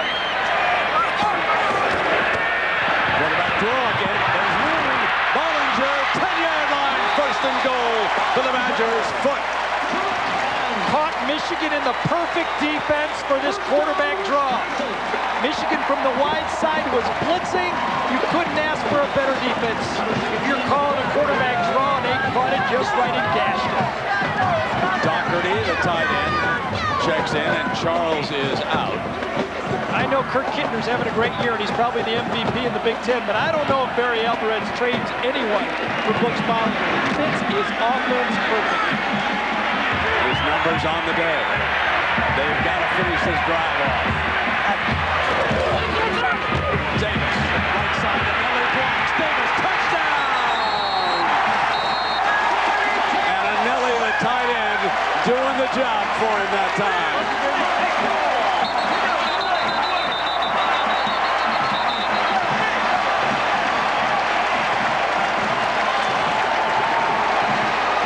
Anthony Davis has a gear.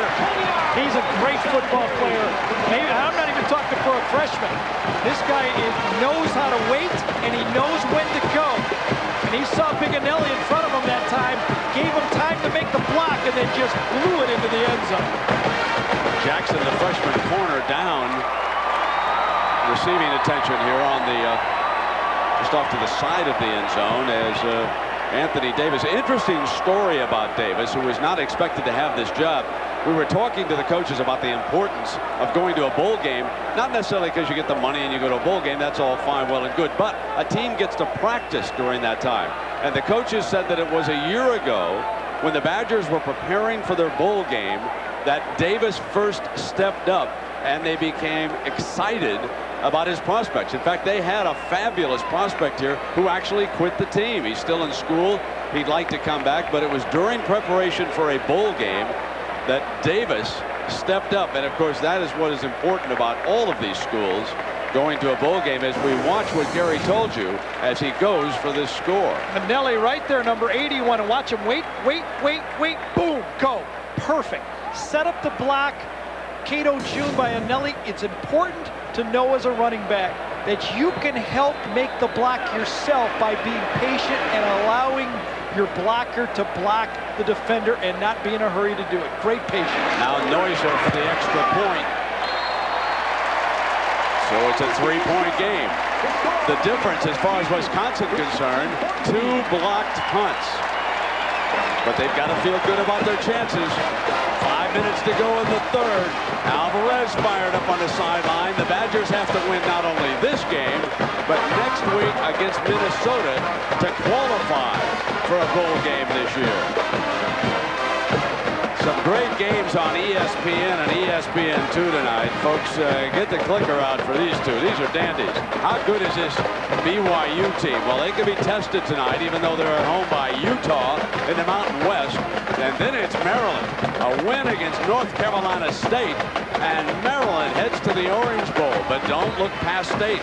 Chuck Amato, the one-time Florida State assistant coach, went back to Tallahassee and beat up on his former boss last week. Wondering now, Brent, if we're going to see Jermaine Gonzalez. Played a little bit last week. Remember, IU with a running quarterback just blew up this Wisconsin defense. Navarre, the leader of the team, okay, doing all right. He didn't have the holding penalty on the touchdown, I'll admit that, but wonder if we're going to see number 18. Didn't look like it on this series, did it, with the helmet off? No, didn't look like it. Might be a little bit later. Now Chris Perry is back deep for Michigan as one of the return men. Neuser, remember, it's been Pooch Punt City.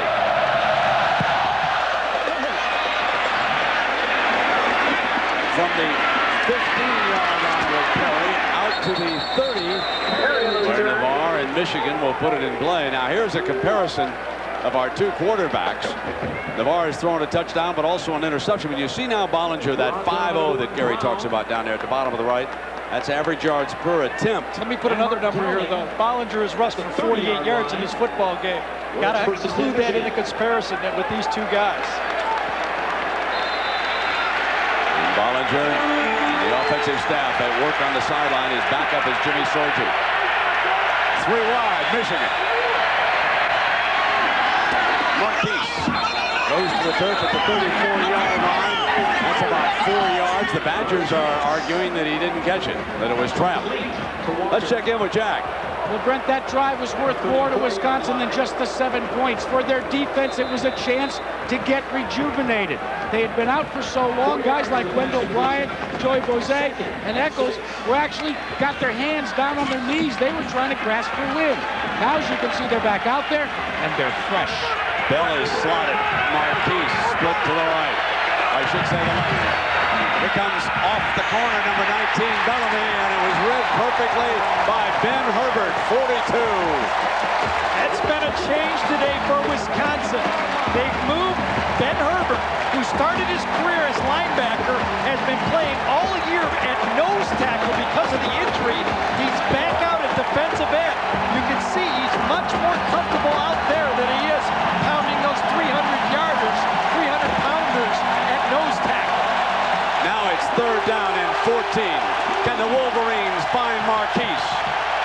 He and Bell are off to the right. Pressure. Fumble! Wisconsin recovers. Bryson jumping on it.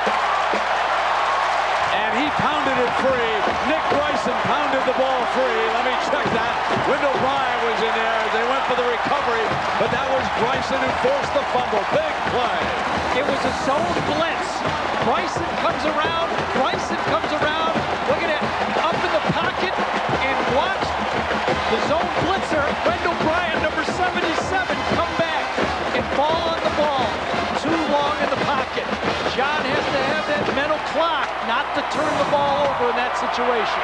Now it's Bollinger and Davis back on the field for the Badgers. Nelly goes in motion. The draw. Davis.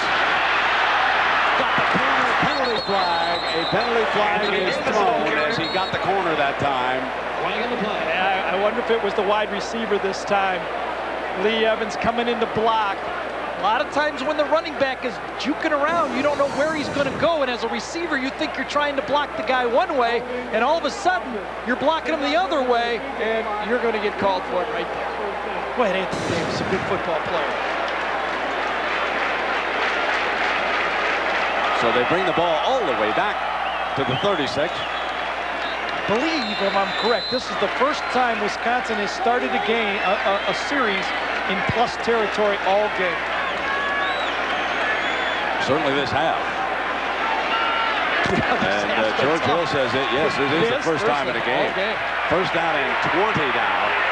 Michigan can tee off on this situation. And then runs Davis.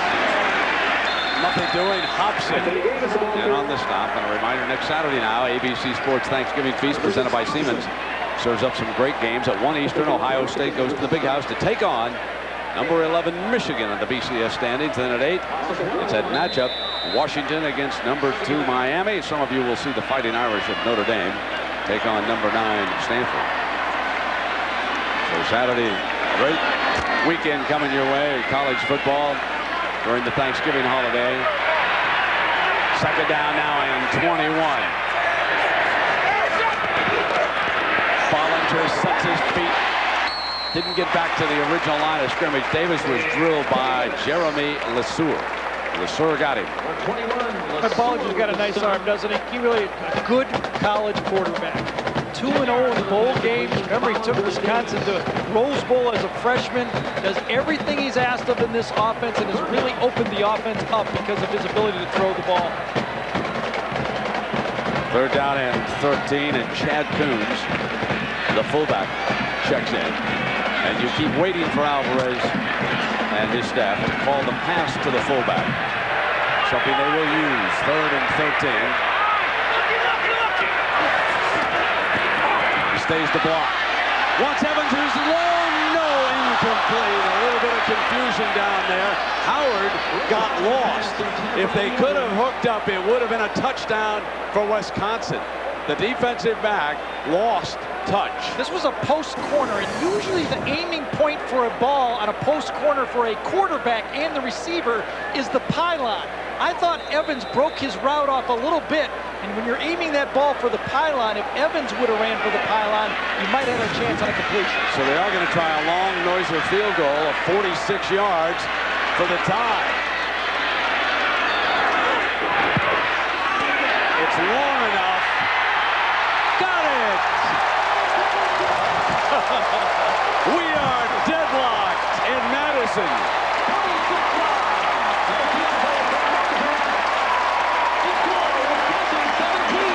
A must-win for these two Big Ten powerhouses. Wisconsin struggling this season. Michigan has to win to stay ahead of Illinois. Big bucks on the line.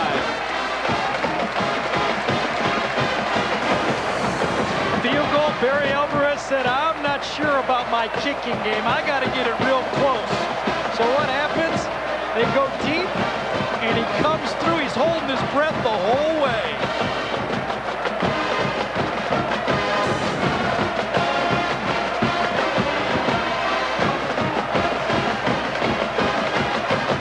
We welcome those of you who had been watching Syracuse and Miami.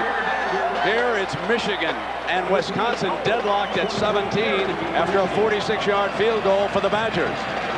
We give you folks who just joined us the main storyline. They both must win this game. Illinois has already won. Michigan and Wisconsin is not bowl eligible. Noiser has come alive. They don't pooch kick this one. They take it into the end zone. Let me take you folks back. Bollinger put the Badgers ahead. Then it was Navarre's touchdown pass. Then the block punt by the freshman Jackson for Michigan. Then Davis streaking in for Wisconsin. And we've had 2 field goals. Also, Michigan has blocked 2 punts in this game. Absolutely. Wisconsin has survived to now with 2 blocked punts and a turnover on the first play of the second half in their own end, and they got this game tied up.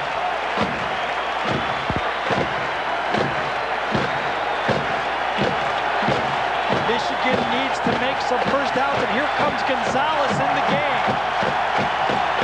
So Gonzalez, the backup quarterback, he'll take this series. Perry on a cutback, short of the 30-yard line. So Jermaine Gonzalez, the redshirt freshman from Pontiac, Michigan, more of a running threat than John Navarre.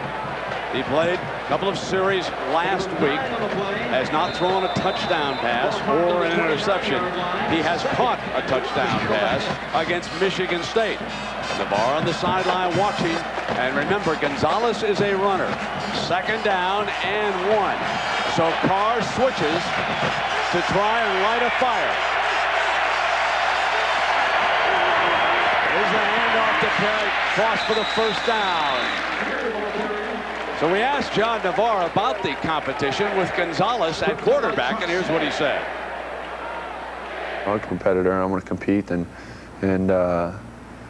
you know, Coach Carr's got to be fair, and you know, if I'm not playing well and we got to get moving, and you know, change some things up, then that's got to happen. But you know, that's on me. That's my job to not let that happen.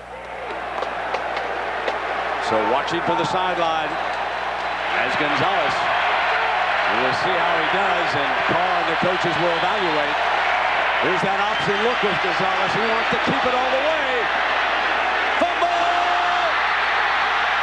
And Michigan's got it back. Gonzalez on the keeper. Michigan having trouble running the ball in this football game, so they try to open up the game. Remember, they did it with reverses in the first half. Now they're trying to do it with a running quarterback in the second half. Option, going to the right side of your screen.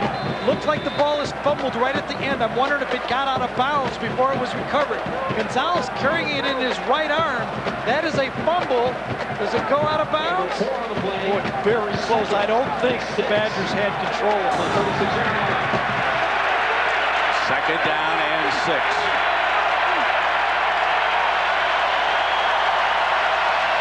Gonzalez will hand fake it and roll to the right. Looking downfield underneath Marquise Walker, can't hold on. Eccles, number 36, the corner, coming right with him. And remember earlier in the week, he stood up and said, I want Marquise Walker. Well, you got him, number 36. And this time he remains confident and doesn't put his left hand on Walker. He just reaches with his right arm and knocks that ball down. I don't know if he tipped it. It looked like he did, but a nice run by Eccles. Third down. Walter Cross was in for a play, and now he leaves. Here's third down. Let's see if Michigan has a quarterback draw. Camp Randall is rocking.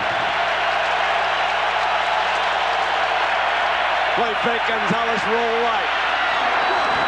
Battle incomplete. Starks, the defensive back, keeps it away from the receiver, and Michigan forced to punt it away. We talked to Kevin Cosgrove, defensive coordinator, about Gonzalez, and he said, I hope we see him. I like my matchups against him. We're ready for him. It will not surprise me if he walks in the game. Long-time assistant under Barry Alvarez.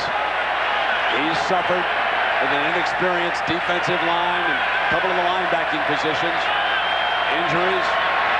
But they're hanging tough right now. And Epstein hangs a punt. Nick Davis will catch. At the 26-yard line. Let's get an update on the Sooners. Let's go to John Saunders. John. Oklahoma has to be looking ahead to a rematch with Nebraska. Here on the Burger King update facing Texas Tech, Nate Hibble. 8-yard toss to Antoine Savage for the touchdown. Oklahoma stretches their lead to 20-10. About 7 minutes to go in the third quarter. Meanwhile, the game some of you were watching before, Syracuse and Miami, it's now 38-0. Dorsey with 4 touchdown passes. Brent. All right, good comeback for Dorsey and the Canes after the 4 picks he threw at Boston College last week.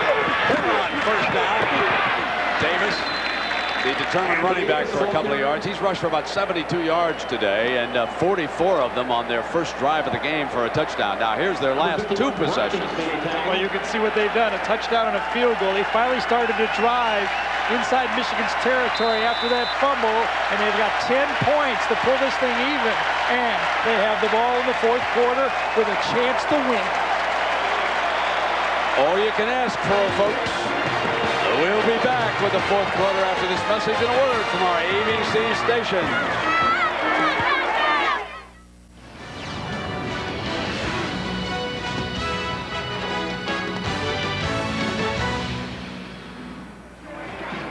My friend Mr. Danielson asked me at breakfast, Brent, your top 10 games. Save room for this one. We got a great one It's brewing. inching in here, isn't it? And there's so much riding on this game. That's what makes it so great. Michigan needs it. The Badgers need it. And we go into the fourth quarter. Michigan has to win on the road. Ballinger, first down. Evans broke it off. Howard, the defender, and you know, the communication between those two has not been perfect. Very, very bad today, this football game. You got to give Michigan's defense credit, though. Good game plan by Jim Herman. They played a corner right on Evans, and then they've run a safety over the top, so Howard can gamble, and it seems like every throw between the quarterback and the receiver is not on the same page. Now, this is a third down. Just started the fourth quarter. That was second, so this is third down and 9 for the Badgers. From this formation, they ran the quarterback draw last time. And I'm sure Foot will be mindful of that. Here it comes again. He slips the first tackle. Not going to get there, Gary. They're going to have to punt this time. Michigan remembered. And Rumashek making the stop. I don't think Wisconsin has... Ballinger comes off limping just a bit. I think he got nicked on the first scramble of the game, but he's gutted it out all day. But I think Wisconsin doesn't mind punting. Well, now listen, we've had 2 blocked punts here by Michigan. So Morse, he's under fire back there. They got in and got a piece of that one, it seemed like. If they didn't, they really influenced it, but they got a Wisconsin hop. The 41-yard line and out of bounds here. So it's only a 29-yard punt.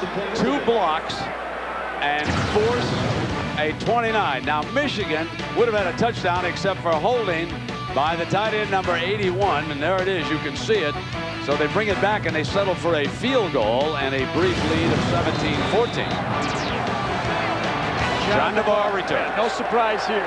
No surprise at all. John Navarre has a chance to go down, sit down, catch his breath, and come back in the football game to finish it off. As cue, Michigan football to the 48-yard line. And we talked about early in the game what I thought would be the key factors in winning this football game. I said the team that has the most 4-yard runs, 60% passing, or red zone, no zeros is going to win. You can see how close it is.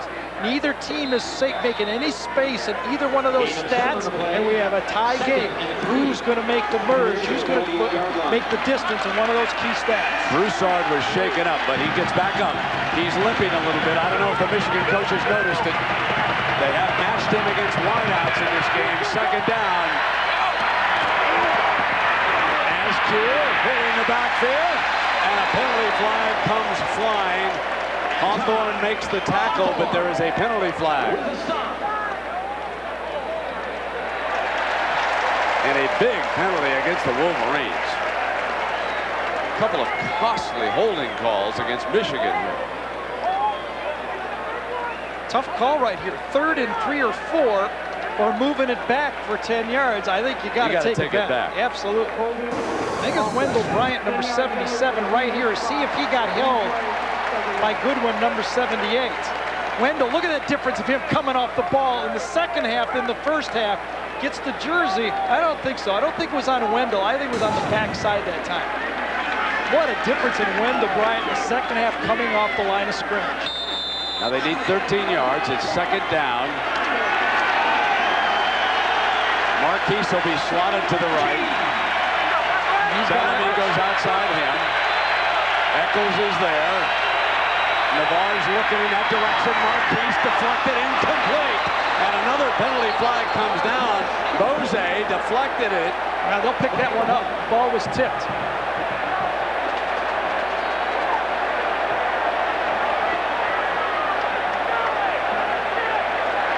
They're going to pick it up. The pass was tipped, therefore disregard the flag. Nice job by the safety. Watch the ball get tipped right there, and then the contact from behind on Eccles on Walker. Good call by the official. Tied at 17. And again, Michigan must win. Illinois has already won. But Wisconsin must win just to make themselves eligible for a chance to make a bowl. So an elimination game in the Big Ten, if you will. Now third down, and they'll motion Walker. Navarro's going to look left. Sack at the 30, comes loose. And it'll be fourth down. Michigan will be forced to punt. And he fumbled that ball again, coming from the backside. It was James again, I believe. The young player, Erasmus James, wasn't it? Number 90 again. I don't know where Navarre was trying to go with this ball. Nobody there. James gets up, fumbles it. That ball is free. And the Wolverines fall on it. So now Nick Davis awaits Epstein's punt.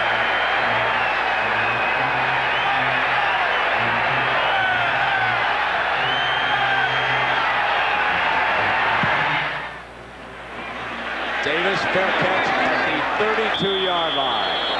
We'll take a break. Tied at 17. 12-18 to go. So this is a great crowd here in Madison. Students have been rocking at the band. And Evans, last catch, approximately 9 minutes left in the first quarter. He has really been shut down. Bollinger, incomplete. It'll be second down. Nick Davis diving for the ball over there. Couldn't hang on. And it's second down and 10. And you have to credit the Wolverines, Gary, with their defense, but there's been some miscommunication between Bollinger and Evans here today. There has been. I mean, they've been putting a safety over the top and jamming him at the line of scrimmage. I think Wisconsin is right in throwing to other players. Wisconsin has 210 total yards. Michigan only 144 in the game. They got Howard matched against Evans this time, but they're running and Bollinger going to keep it. And he makes the most of it to about the 38. And a reminder that at the end of the game, they'll select a Chevrolet player of the game from each team. Chevrolet makes a $1,000 contribution to each university's general scholarship fund. And a very active Charles Drake coming up from that safety position. Again, Charles Drake, Cato June, the two safeties have said, this is a lot more fun tackling Davis. I don't care how good he is than it was T.J. Duckett. He's got a little different back.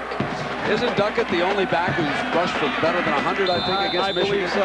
Certainly he's the only one for better than 200. Wow. We do know that. And I think Davis, to win this game, I'm wondering if Davis doesn't need to get 100. He's sitting at 71. Yeah, I tend to agree with that, Gary. Third down, he's their main weapon, number 28.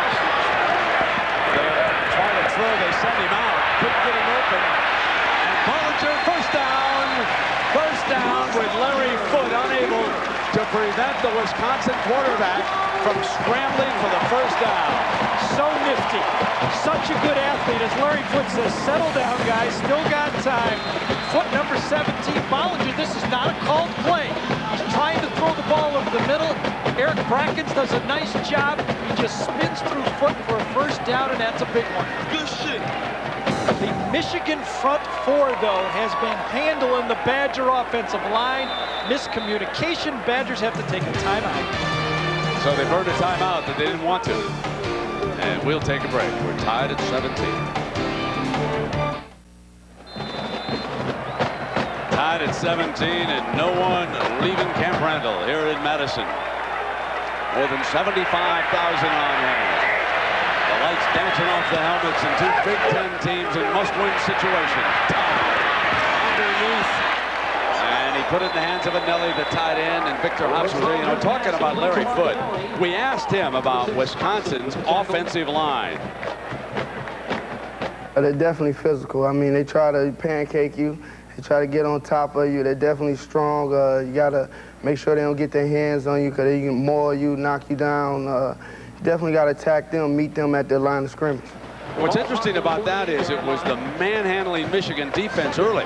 But since then, this offensive line has come together a little bit, and they've done a better job against the Wolverine front. Let's see how they block this one. Not so well.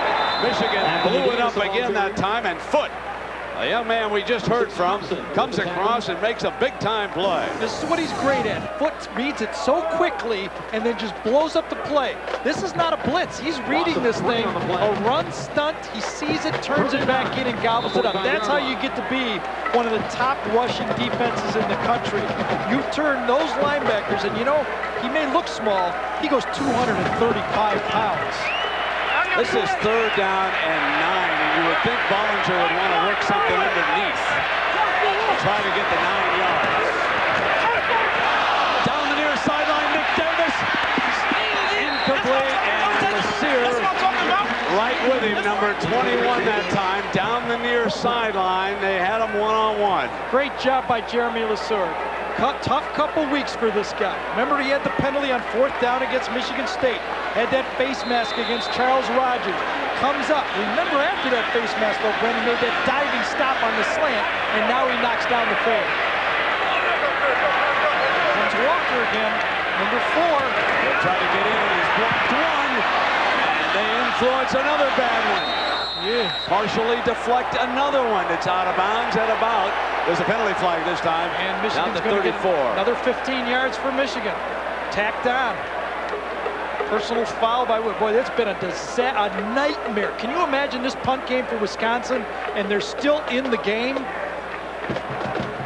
That's only a 20-yard punt. They've had 2 blocked. They've had a 29-yard punt. So they're just, Michigan is attacking Wisconsin's punting game. On a low snap, they were diving at him again. It was Walker, too. That's Walker, number 4.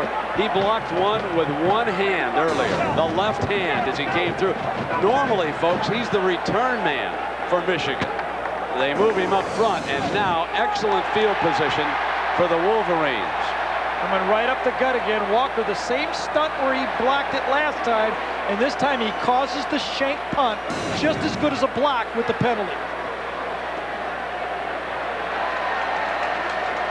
Remember last year, it was the fourth quarter, Michigan driving, trailed, and they were able to come up with this play.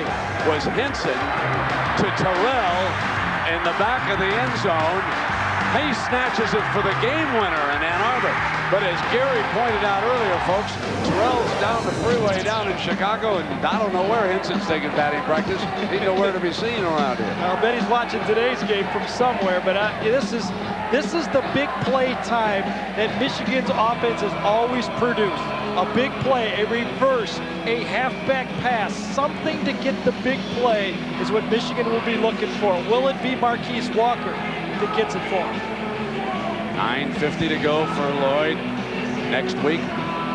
Back in Michigan, and of course there's the man that we told many of you folks earlier got a 2-year contract extension and asked for more money, not for himself, but for his assistant coaches. And Barry Alvarez, the dean of the Big Ten coaches now, has to win this week and next week in Minnesota to qualify for a bowl. Barry and the Badgers have struggled against a very tough schedule.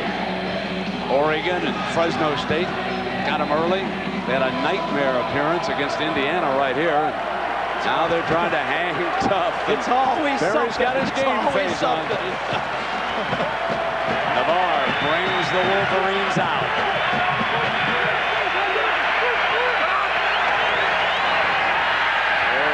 Navarre with that great fake. Downfield, Marquise can't hang on. There goes his iron. Marquise cannot come up with the acrobatic catch that Michigan so badly needs. A play they ran similar, a bootleg. All the action is going to the defender's left, and then all of a sudden it's a corner back the other way. The ball is thrown to the outside. That's a catchable ball. That's the one where you expect your All-American or All-Big Ten receiver to come up with and save it for you. And he leaves the game right now on 2nd and 10. Here's Askew trying to get the corner. Midfield, and Starks trips him up. The freshman corner number 2 comes up and makes the tackle. Look at Wendell Bryant, also number 77. Different football player. You noticed it in the first half. Now watch it in the second half. It's effort. This is the difference. Get off the block. Run down the line of scrimmage. Jump over somebody. Push somebody off the line of scrimmage. No cutbacks when everybody's hustling like that. Here's 3rd down and 8 for the Wolverines. Must reach the Badgers' 40-yard line. Navarre blitz hit incomplete, and he was hit by Broussard. A safety blitz. Safety blitz with the zone defense. The defensive lineman drop. The safety comes. It's a very safe call. Watch this guy right in the middle drop. From the outside comes the safety blitz. One guy comes in, one guy goes, that should be illegal. That's not even, no, I'm just kidding here. That's an old quarterback coming through right there. Now Epstein. Michigan staying alive with its punting game. Nick Davis, fair catch at the 22-yard line. They're still winning the battle of field position, but they're unable to move the ball. Timeout.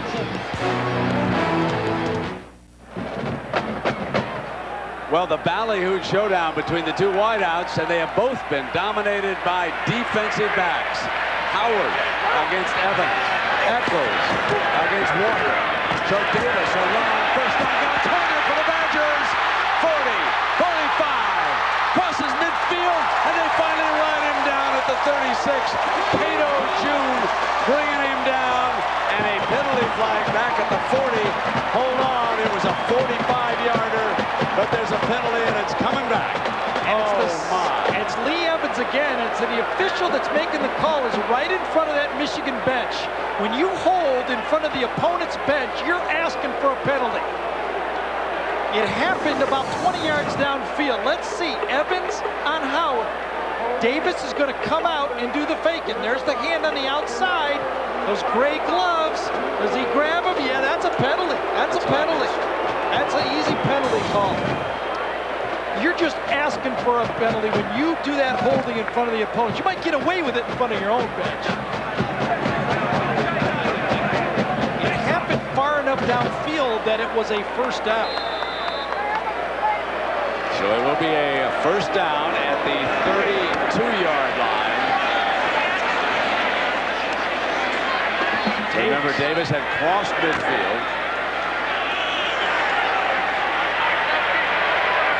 So the crowd deflated a little bit, but now they're starting to all back in again. They go right back to Davis. He's coming to the running. Here's Bobby, another penalty flag. Another penalty flag. Thrown by the referee, and Nelly was over there wrapped up. Yep. Yeah, Nelly's going to get the call. No question. You will see Barry. The least penalized team, Wisconsin, in the Big Ten, gets back-to-back holding penalties. Number 81, and the official from behind gets the call. Number 81, right on the left side, right there. Throws him down from behind, and you're going to get called on that. Boy, can you imagine the angles that Michigan's defense is misjudging Davis over and over again. Gary, especially with Alvarez, the intensity of this football game has been something to watch. And two must-win situations, and Lloyd Carr also on the other sideline. This is all you would want from a Big Ten matchup. This Big Ten football. First down. Penalty flag comes flying. Brooks Mullins did a nice job of pulling Michigan off that time.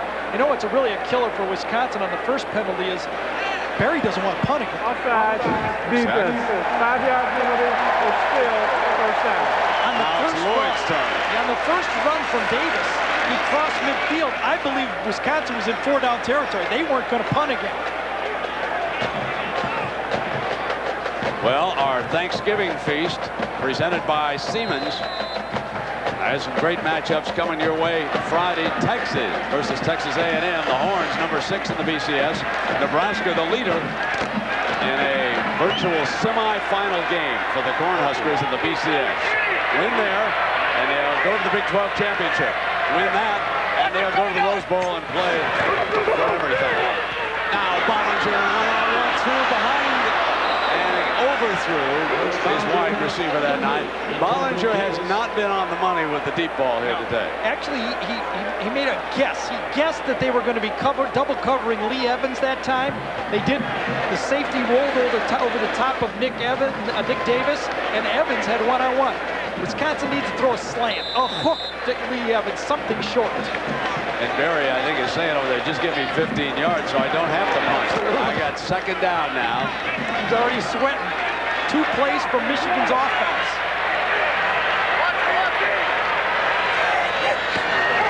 He jumped again. There's a penalty flag. Freisinger jumped this time, and Bollinger is going to take off. Run out of bounds by Brooks Bollinger. June, and I believe that the defensive front was drawn offside again.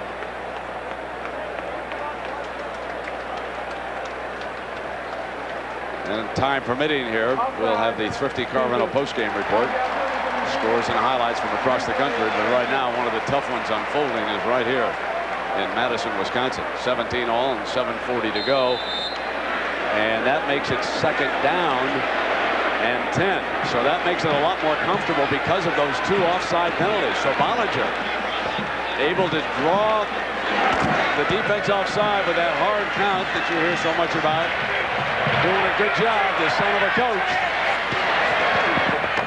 Davis out to the 32, and now it's going to be 3rd and long, and Charles Drake, the safety there again. Good call by Jimmy Herman, defensive coordinator for Michigan that time. Brought his run defense from the wide side of the field, brought the safety on a slant, and forced Davis back into the middle of the defense. 3rd and 10. This is the kind where you go, okay, now watch the pass, watch the quarterback throw, watch the screen, watch the deep ball. They slot Evans to the right. Howard jumps it in the slot. Bollinger looks back at Darren Charles. He'll throw underneath. First down! Charles, the freshman from Oshkosh, comes off the left And Bollinger did a great job of not looking at him until just the end of that play. It's 14 yards. Aaron Charles, coaches say he's going to be exceptional. Give him a year in the weight room, and this guy will be a good go-to Big Ten receiver. But Bollinger threw this one right at the end. Rumashek was right in at him. Great time of buying his time, buying time and waiting for him to come across the field to Charles. The ball on the Badgers' 46-yard line.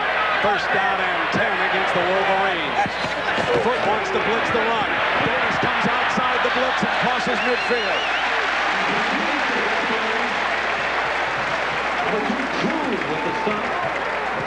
Well, a reminder, not far from here, Monday night, Vikes and the Giants. A couple of teams desperate for a win, live 9 Eastern. Right here on ABC. Man, what's gone wrong with that Viking passing game? When is Moss going to stand up and start earning some of the big bucks? Come on, big fella. Second down and 4. Bollinger in the straight eye. Draw play, Davis. Tripped up for about a yard, and it was Hobson. Hobson's been very active defensively for the Wolverines today. The Michigan linebackers are going dead downhill on first and second down. They are playing ISO first. They don't care about play action pass. If Wisconsin can make another first down, on first and second down, they could play action pass and get the tight end over the middle very simply. Darren Charles, the big target, checks back in.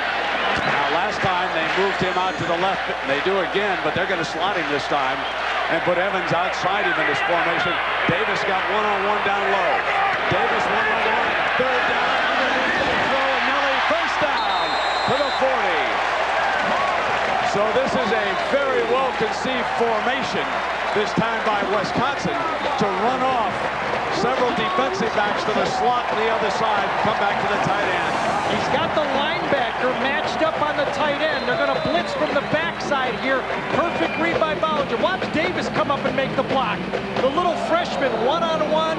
Boy, that's just too easy. And now remember, Michigan's linebackers are hitting every play full speed downhill. You saw Foot. Hobson did it on the next play. A play action pass would work perfectly right now. Queens is in at fullback.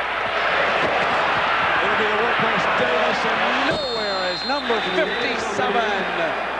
And that is Dave Pearson jumps in. Pearson with the stop. Very tough to run against this Michigan defense when they're playing downhill like they are. They're committing 7 or 8 people to stop the run right now.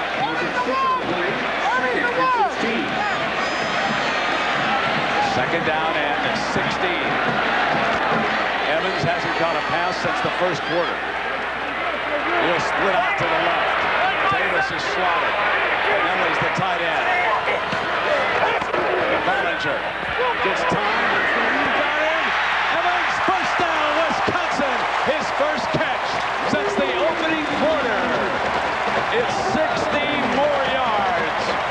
And Evans, remember, closing in on the single-season receiving record in the Big Ten. Evans is the outside receiver. Look at the 2 backs. Davis and Coons come up, pick up the blitz. Davis clears out. There's the opening. Perfectly read for Evans. He finally runs that curl route. Instead of running the corners of the takeoff, come inside and throw it to your guy like that. Perfect call.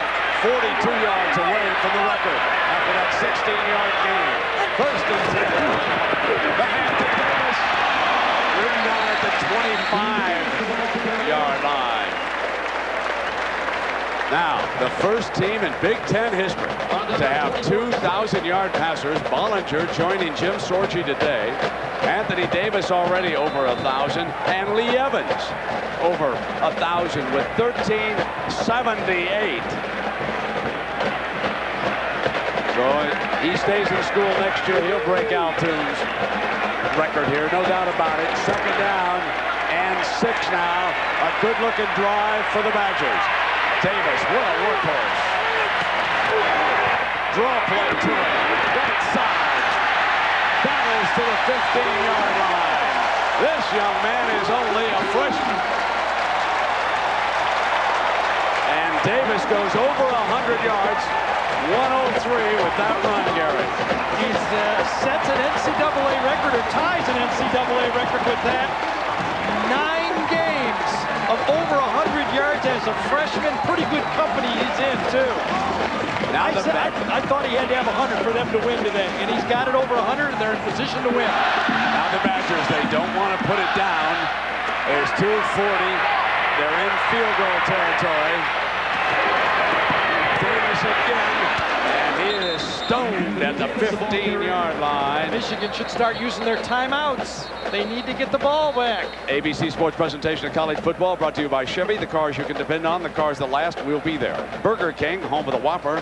Prudential Financial, a rock-solid leader in financial services. Prudential Financial to help you grow and protect your wealth. And Bud Light, for the great taste that won't fill you up and never let you down. Make it a Bud Light.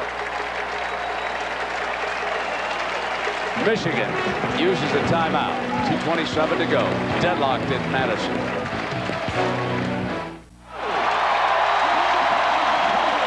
So 2 minutes and 27 seconds left in regulation of a tie game here in the Big Ten. Wisconsin has driven to the Michigan 15-yard line. They'll have a 2nd and 10 for Coach Barry Alvarez. Remember on this drive, 2 huge holding penalties. This is the 15th play of the drive.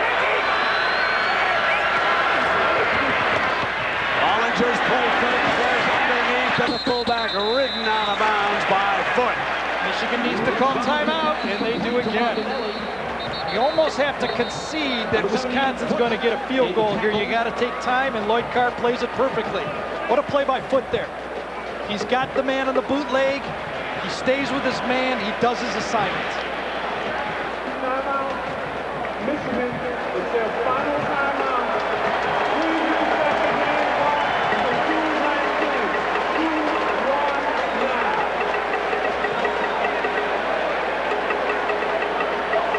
Problem for Michigan right now, Brent, is Wisconsin's not going to punt anymore.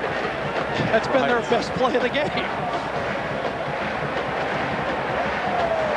So our Pacific Life game summary. Let's see what Michigan has done this half. And of course, they've got to get the football back. And you can see that they punted 5 times, fumbled, have only a field goal. Key to the game is right here. The turnover and the block punt, and they only come away with 3 points. Remember the holding call on Billy Seymour that nullified the touchdown.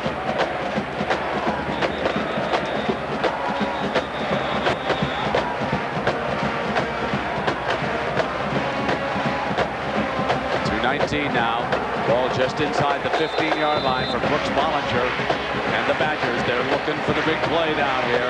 Darren Charles checks into this package. Wisconsin will run the quarterback draw into the middle of the field, run the clock down, and try to kick it. 3rd down and 9. The Badgers have 2 timeouts remaining. The Wolverines out of timeouts. They can run the draw. Drake is in on top of him. Charles Drake at the 20-yard line. They don't want to be giving up yardage down here if they're going to settle for a field goal attempt. I'll tell you that. The play was almost too obvious. Jimmy Herman smelled it out. I smelled it out. It's good strategy. They're going to take as much time off the clock as they can. They'll run the clock all the way down and then call a timeout to kick the field goal when they run out. It's at 22 now. Here you see the play clock. Michigan will get the ball back no matter what.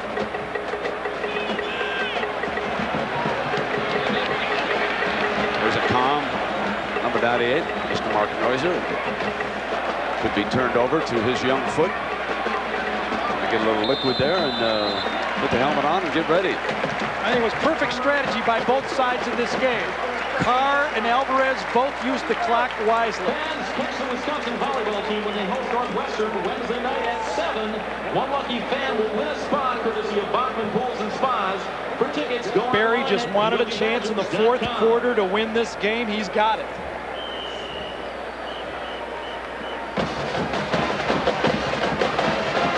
Well, he kicked his career long back in the 3rd quarter. That was a 46-yarder.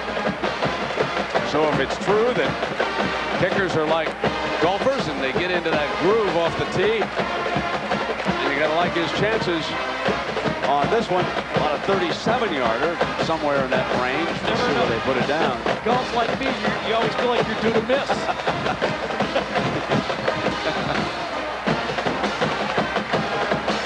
Now remember, remember, Michigan has been able to block 2 punts today and get in on 2 others. So you've got to think that they can also pressure this field goal. That's the other part of this equation. They've been able to come hard and harder on punts.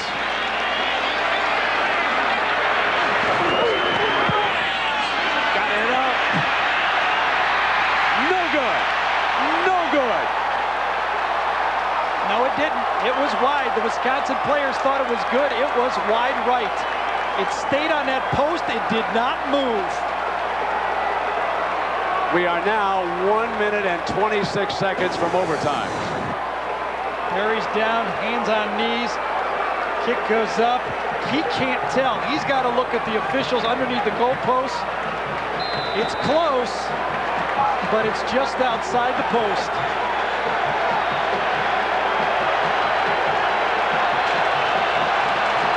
First down for Navarre, who's going to throw from the gun. Second down, and now we're 1:23 away from OT. I think Wisconsin had too many players on the field. Flags on the play. I think they had 12 players on the field. Let's check in with Jack Arute. Brent, just a couple of moments ago, Lloyd Carr gathered in John Navarre, looked him straight in the eye, and talked to him about how important he felt it was going to be for Navarre to stay a little bit longer than normal in the pocket. When they were done, all that Lloyd Carr said to his quarterback was, "You've got a job to do. You know how to do it." And 12 men on the field cost the Badgers. The ball is brought out to the 35-yard line. Now, let's not forget Epstein. He has the long foot, the best in the Big Ten, Hayden Epstein.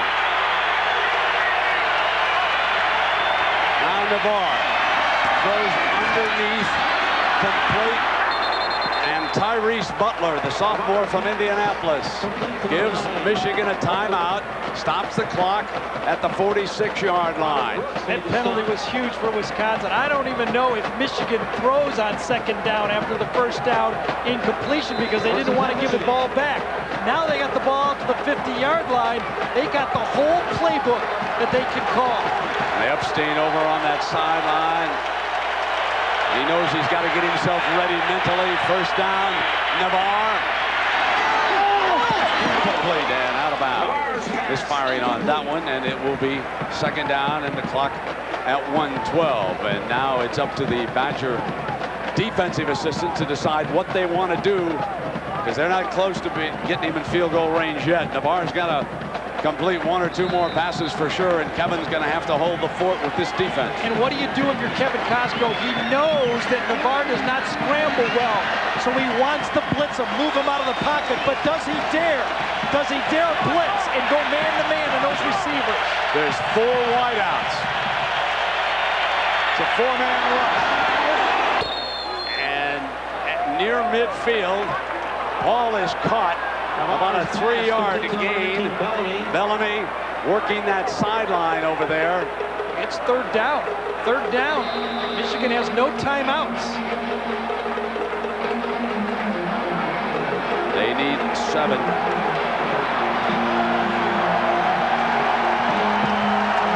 We welcome those of you who just joined us now. This is third down. We're in a tie game. Last minute between Wisconsin and Michigan.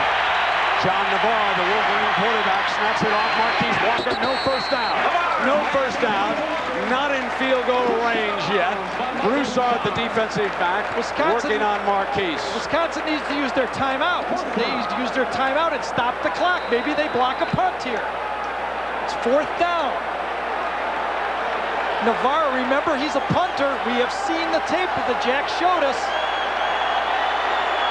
Michigan will let the clock run down all the way. They're going to keep their offense out there. Great strategy for Michigan. Look at that. Just stay there. We'll punt after the delay of game. It's almost as though Alvarez says, let's go to OT. Well, he wasn't sure. He didn't want to take that timeout and give Michigan another chance because Michigan bluffed them by keeping their offense out there.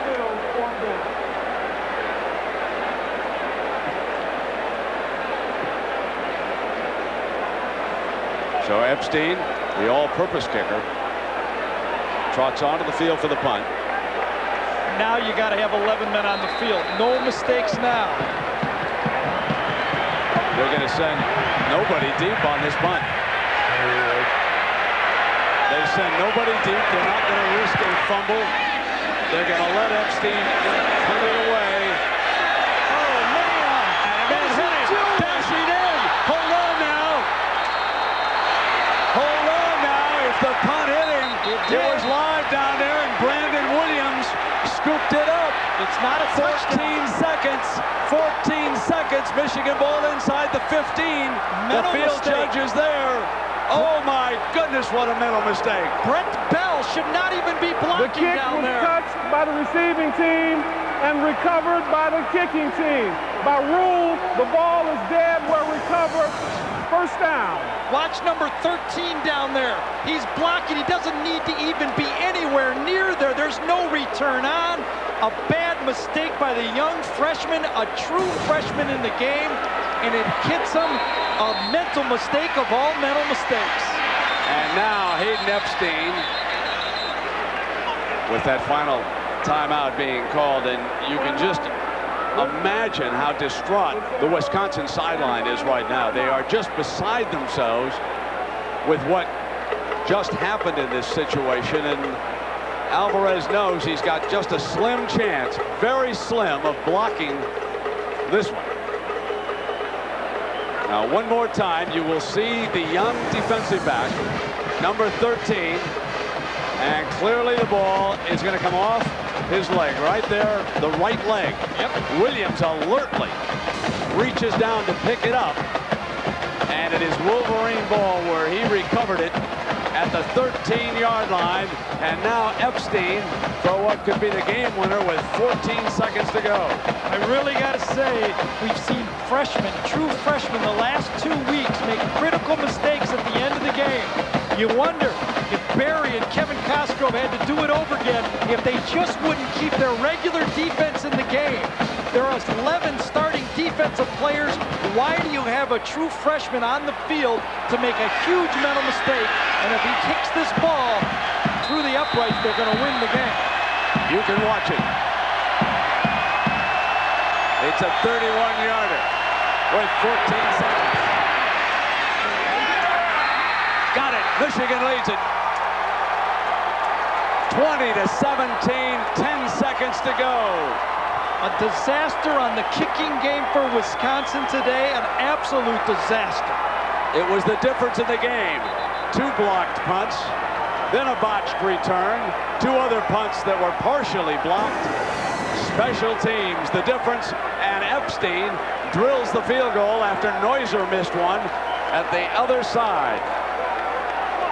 Lloyd Carr, same stance as Alvarez earlier, same result. Nope, this time Epstein gets it just inside the goalpost, and a game that Wisconsin had in the bag. They cough up at Michigan's charm. They had it today. 12 men on the field. It seems like almost the exact opposite as the Michigan State game. You got to feel for the true freshman who's trying to do his job, but he did it a little too much, a little bit too active in that situation. Well, call out the Stanford band. Only trouble is the Wisconsin band is in behind the return team. Can't help them out down here, so they're on their own. Epstein with the ball on the tee. 10 seconds left. And he just drills this one. So take this football, band. And he drove the return man right into the band. What a leg. Through the end zone, brought out to the 20. First and 10, Wisconsin. While we're waiting, let's tell you about our Chevy players of the game. We had a great matchup of wide receivers, and these 2 defensive backs did outstanding jobs all day long against them. Todd Howard of Michigan and Mike Eccles of Wisconsin. They were standouts here today. Michigan has 163 total yards on the day, and they're going to steal one here in the 4th quarter. 2 field goals, 1 missed and 1 made.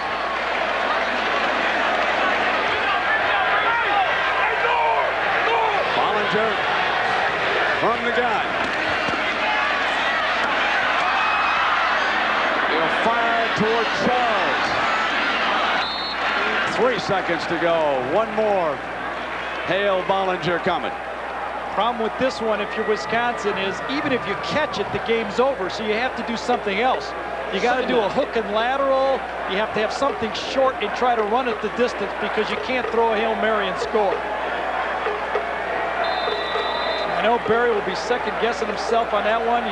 You know, sometimes things just happen. You really can't even. I feel for the kid so much in that situation.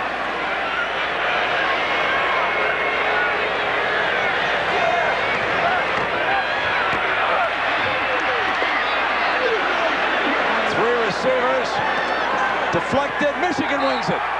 Michigan wins it. They still lead the Big Ten.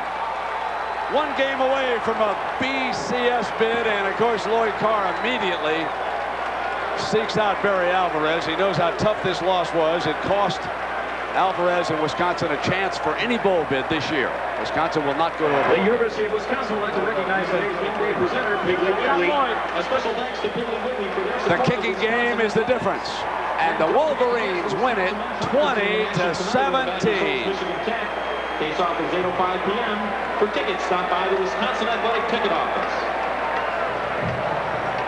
Thanks again for coming, and please drive home safely. Thank you. 20-17. Our final, and we get on to Jackaroo.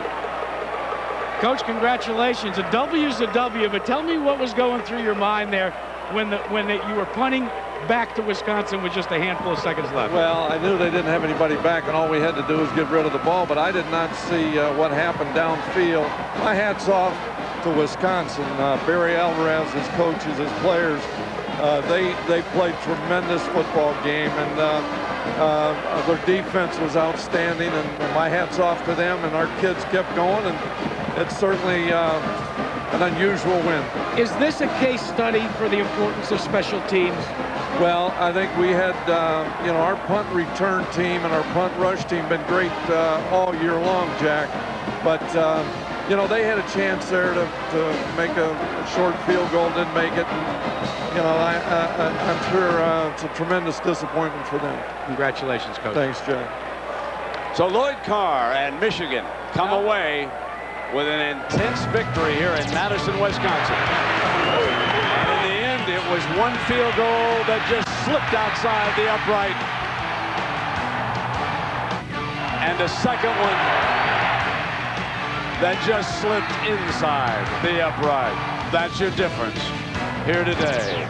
And Michigan wins it 20-17. ABC Sports Online at ESPN.com, keyword ABC Sports.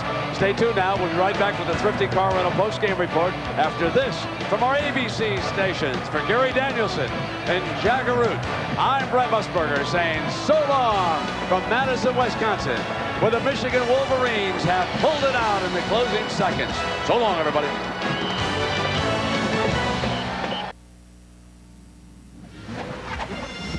The Thrifty Car Rental postgame report. Great cars, great rates, and over 1,200 locations around the world. Thrifty Car Rental. From Times Square in New York, John Saunders and Terry Bowden. Very busy night in Times Square. People who are not taking in college football, those of you who are, know that the Miami Hurricanes have come up with a very big win after bouncing back from that loss, or rather looked like a loss as far as dropping to number 2 in the polls to Boston College. It was a W. They escaped. But today, having to face a Syracuse team that had won 8 consecutive games. And Dorsey threw 4 interceptions last week. Hooks up with Andre Johnson here. He looked much better today. Well, they look better in every phase. Their defense, their running game, their passing game, and especially their Ken Dorsey. 4 touchdown passes after none last week. A 10-yard touchdown pass here to Jeremy Shockey.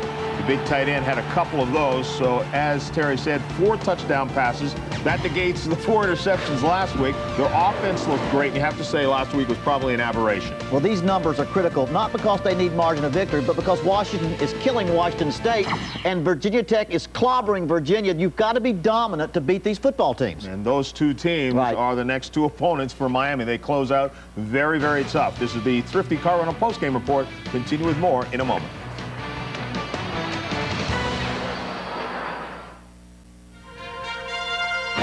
Welcome back once again to the Thrifty Car Rental postgame report. John Saunders alongside of Terry Bowden. Oklahoma Their one loss this year to Nebraska. They know if they win out, they have a chance to face Nebraska again in the Big 12 championship game. You question their offense, but it plods along. That's right. Texas Tech gave them their toughest contest last year, and they came back. These two defenses know how to play the offenses here. They were both put in by Mike Leach, the head coach at Texas Tech. But Oklahoma's defense is so strong, and Oklahoma's offense kind of just plods along and adds up and get points. And Nate Hibble with 3 touchdown passes. Washington State and Washington. Washington State had a chance to win the Pac-10 title if they got this game. Needed some help from Oregon State against Oregon, but it's not going to happen, losing to Washington. Back with more of the Thrifty Car Rental post-game report in a moment.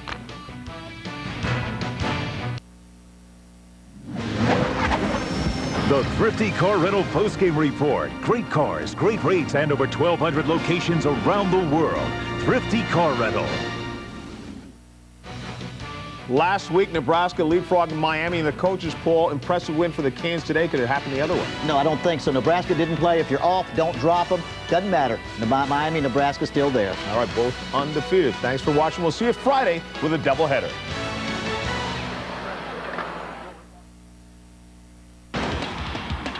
What an extraordinary performance. Have won the Stanley Cup. This is the Indianapolis 500. Best final round ever. Touchdown, touchdown. Incredible. This has been a presentation of ABC Sports, continuing the tradition of excellence.